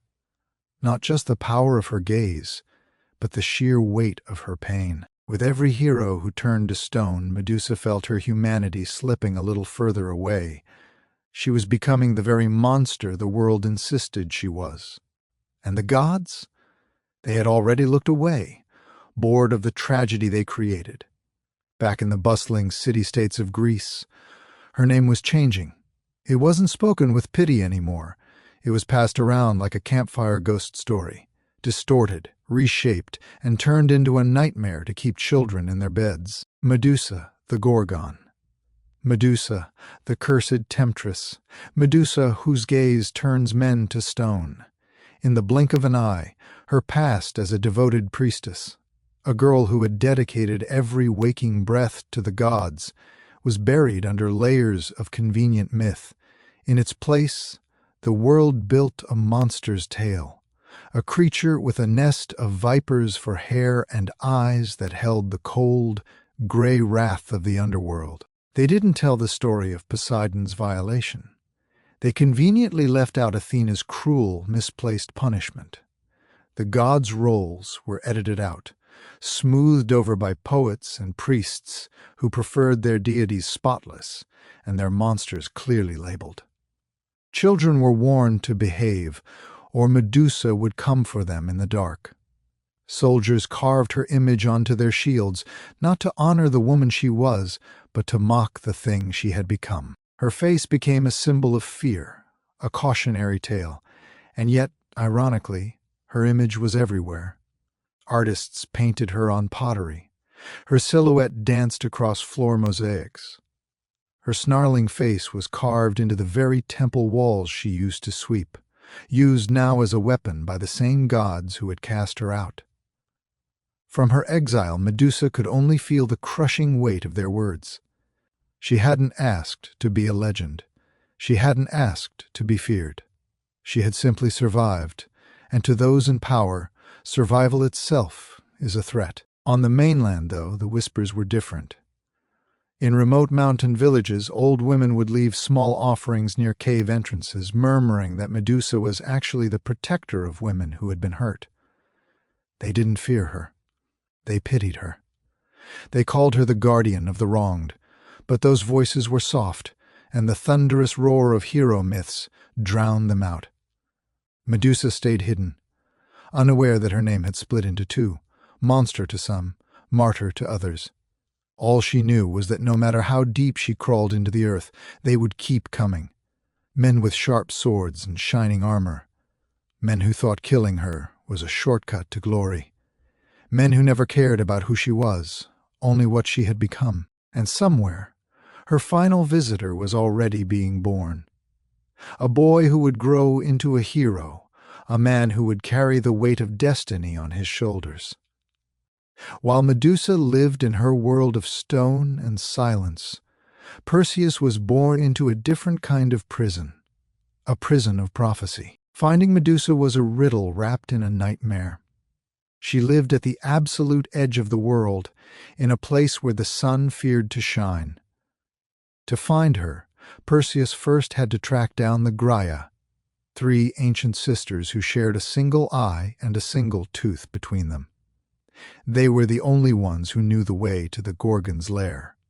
Using his wits, Perseus snatched their eye mid-exchange, forcing them to give up the location of the hidden island. With the path clear, Perseus flew across the ocean, the wind whistling past his winged sandals. As he approached the island, the atmosphere changed. The air grew heavy, smelling of salt and ancient, still stone. He landed softly, but his heart was racing. Everywhere he looked, he saw the collection. Warriors frozen in expressions of pure terror, lions mid-pounce turned to gray marble, birds that looked like they had simply forgotten how to fly. He didn't look directly at any of them. He remembered Athena's warning. To look at her is to become like them. He drew the adamantine sword and raised the polished shield. Using the reflection as his only guide, he began to move backward into the dark mouth of the cave. Inside, the only sound was the rhythmic, haunting hiss of the serpents. It wasn't the sound of a monster waiting to pounce. It was the sound of a woman who had lived in silence for so long that even her hair had its own language. Medusa was tired. She knew he was there long before he saw her. She had heard the flutter of his sandals and the metallic clink of his shield. She didn't try to hide. Perhaps, after centuries of loneliness and being the world's most feared pariah, she was ready for the end. She moved through the shadows, her serpentine hair swaying, her eyes glowing with that terrible stony light. Through the reflection on his shield, Perseus saw her. She wasn't the jagged, scaly beast the stories described. She was a figure of tragic grace, moving with a heavy, ancient sorrow. For a split second, he felt a pang of something. Not fear, but pity. But he had a mission, a mother to save, and a king to answer to. As she lunged forward, not in malice but in a desperate attempt to end the hunt, Perseus swung. The blade forged by the gods cut through the air and the midnight silk turned serpents. With one clean strike, the tragedy of Medusa's mortal life came to an end. But even in death, she was extraordinary. From her blood, two beings sprang forth: Pegasus, the magnificent winged horse, and Chrysaor, a giant with a golden sword. It was as if the beauty and power that had been suppressed and cursed for so long were finally set free. Perseus didn't linger. He placed the head into a sacred pouch, feeling its weight, the weight of a life ruined by the gods. He flew away from the island of stone, leaving the statues behind, carrying the ultimate weapon. He would go on to save Andromeda, turn the king of Seriphos to stone, and fulfill his prophecy. But the shield he carried would forever bear the image of the woman who had once been a girl praying in a temple. The Grey didn't just give up the location. They spit it out like a bitter seed. They told him of an island where the sun felt thin and the very air tasted of ancient, stagnant salt. This wasn't a place for the living. It was a gallery of the forgotten. Perseus didn't stop to wonder why the gods needed a mortal boy to do their dirty work. He was young, fueled by a hero's ambition and the desperate need to save his mother from a predatory king. He didn't see himself as an executioner. He saw himself as a savior. But as he flew, the sky turned the color of a bruise. The closer he got to the island, the more the world seemed to withdraw. The gods had given him the tools to kill, but they hadn't given him the context to understand. They hadn't told him that the monster he was hunting was actually the greatest witness to their own cruelty. When his sandals finally touched the gray sand of the island, the silence was absolute. It wasn't the peaceful silence of a forest. It was the suffocating silence of a tomb. He walked past the heroes who had come before him. Some were crouched behind shields that hadn't saved them. Others were reaching out as if to beg for mercy from a goddess who had turned her back centuries ago. He adjusted his grip on the mirrored shield. Athena's voice echoed in his mind, cold and instructional. The reflection is your reality. The direct gaze is your end. He began to move toward the mouth of the cave, walking backward, his eyes locked on the polished surface of the bronze. In the reflection, the world was tinted gold, making the horrific statues look almost like art. But as he crossed the threshold into the cavern, the light changed. The walls were damp, covered in moss and the scratchings of a woman who had tried to remember what it felt like to be human. Then he heard it, the hiss. It wasn't the sound of a predator preparing to strike. It was a rhythmic, almost weary sound. Each serpent on her head seemed to have its own breath, a chorus of guardians for a woman who had no one else.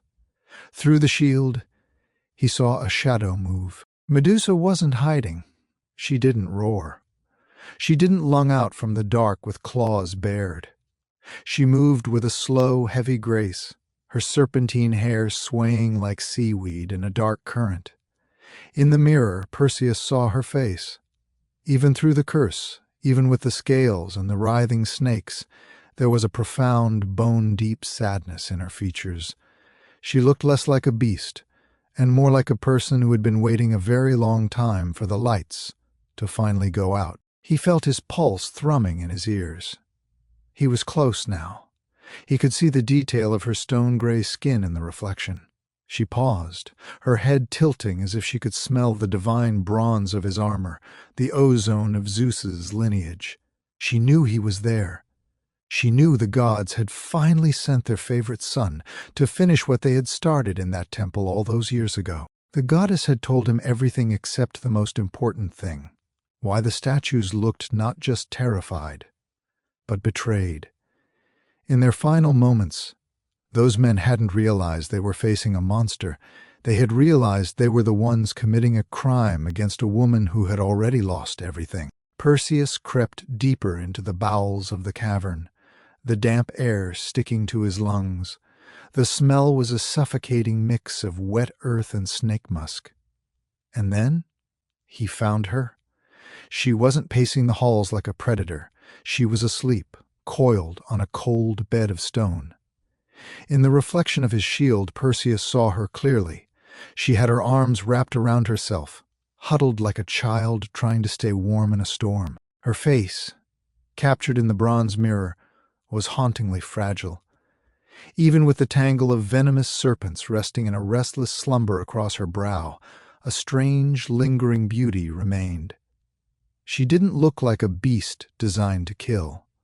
She looked like a woman who had been waiting for the world to forget she existed. Perseus felt the weight of his sword grow heavier. He thought about the songs he'd heard, the terrifying drawings on pottery, the legends of the Gorgon. None of it matched the lonely figure in front of him. But then, the faces of his mother and the sneering King Polydectes flashed in his mind. He chose the glory he was promised over the truth he was seeing. He took one final step. A single serpent on her head reared up, tasting the air. Medusa stirred. Her eyelids fluttered, but she didn't have time to open them. She didn't scream. She didn't lung. She just shifted slightly, as if waking from a long, exhausting dream, and in that heartbeat, Perseus swung. The divine blade hissed through the air, cutting through bone and scale with a terrifying ease. Then silence. Not the silence of a cave, but the silence of an entire island exhaling in grief. The curse was broken, but as the head fell into the bronze-lined satchel, the victory felt hollow. Perseus didn't wait to see if the serpents would stop writhing. He rose into the air, his sandals beating rhythmically against the clouds, trying to put as much distance as possible between himself and that tomb of stone. But the silence of the island followed him like a shadow. It wasn't the silence of a hero's triumph. It was something much colder. Even inside the bag, the head still pulsed with a quiet residual power. It wasn't truly lifeless. He could feel the snakes shifting against the leather, their tongues flickering as they sensed the open sky. Her eyes, he knew, were still open, unblinking and lethal, even in death. Perseus kept his gaze fixed on the horizon, staring at the sun, desperate to forget the peaceful, fragile face he had seen in the reflection of his shield. He had the head of the monster, but for the first time, he wondered if the real monsters were the ones who had sent him there. Perseus had won. By all the rules of men and kings, he was the victor. He had returned to Seriphos not as the poor, powerless boy who left, but as a force of nature.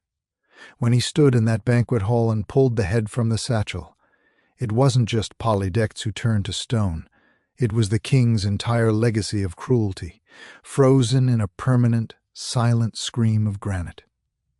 The gift had been delivered, and the debt was paid in full. But the triumph felt different than he had imagined. As he stood amidst the silent statues of the court, the cheers of the people outside felt distant, like a sound coming from across a vast, dark ocean. He had his mother back, she was safe, and the man who had tormented her was now just a heavy piece of garden decor. Yet the weight in the satchel didn't feel any lighter. He never told Danae about the cave. He never told the poets about how she looked when she was sleeping, or how the snakes didn't hiss with malice, but with a weary, protective grief. He let the world have its version of the story, the hero versus the monster, because the truth was a burden he didn't want anyone else to carry. As the years went by, Perseus did everything a hero was supposed to do. He saved Andromeda from a sea monster, he founded a great city, and he lived a life of legend. But the gods are never truly done with their instruments. Eventually, he fulfilled the ancient prophecy by accidentally killing his grandfather with a stray discus during a game, proving that even the swiftest hero cannot outrun the threads of fate. When his journey finally came to an end, the gods placed him among the stars. But right there beside him, they placed Medusa's head upon Athena's aegis.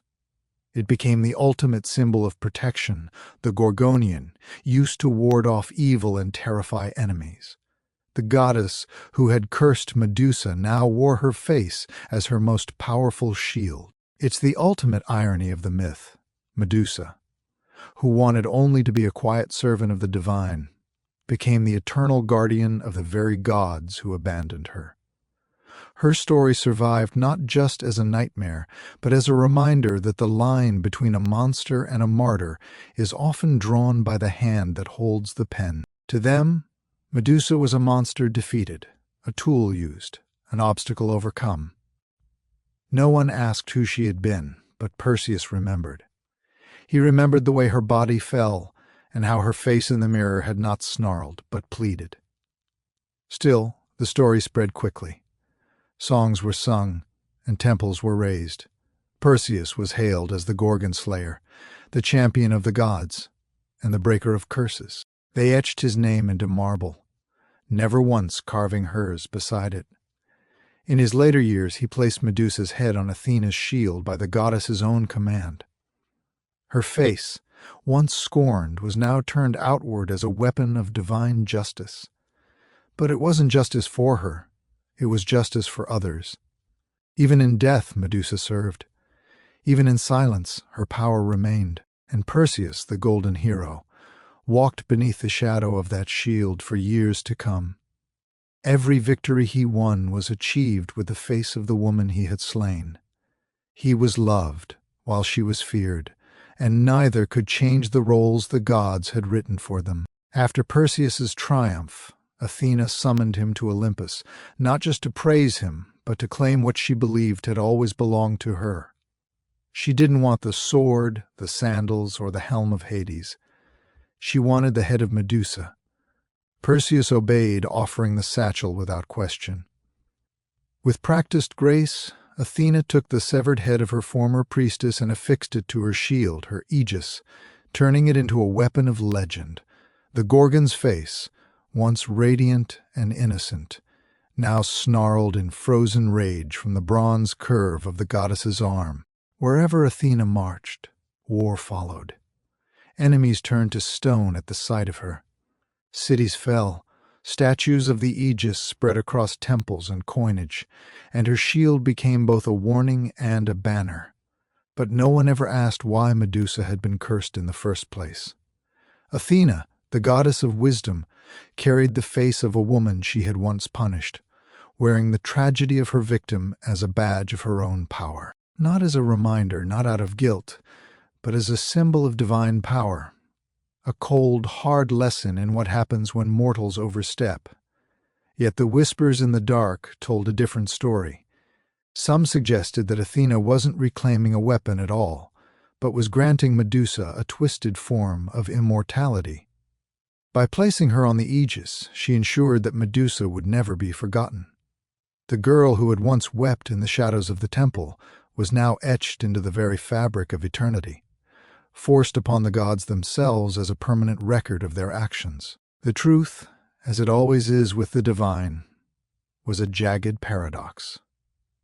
Athena had condemned Medusa for shaming her temple, yet she now wore that same shame as her ultimate trophy. The transformation was total. Priestess, victim, monster, and finally, an icon. But somewhere in the curve of that sculpted jaw, in the tragic, heavy slant of her petrified eyes, something still lived that the world couldn't quite unsee. Even as she turned entire armies into silent pillars of stone, there were always a few, just a few, who looked upon her face and didn't see a beast. They saw a question. They saw a protest. They saw a warning that no sword could ever cut down. Medusa's face now stared out from the aegis, unblinking and eternal. To the masses, it was divine terror. To the observant, it was a ledger of injustice. It was the truth that no temple scroll ever dared to ink.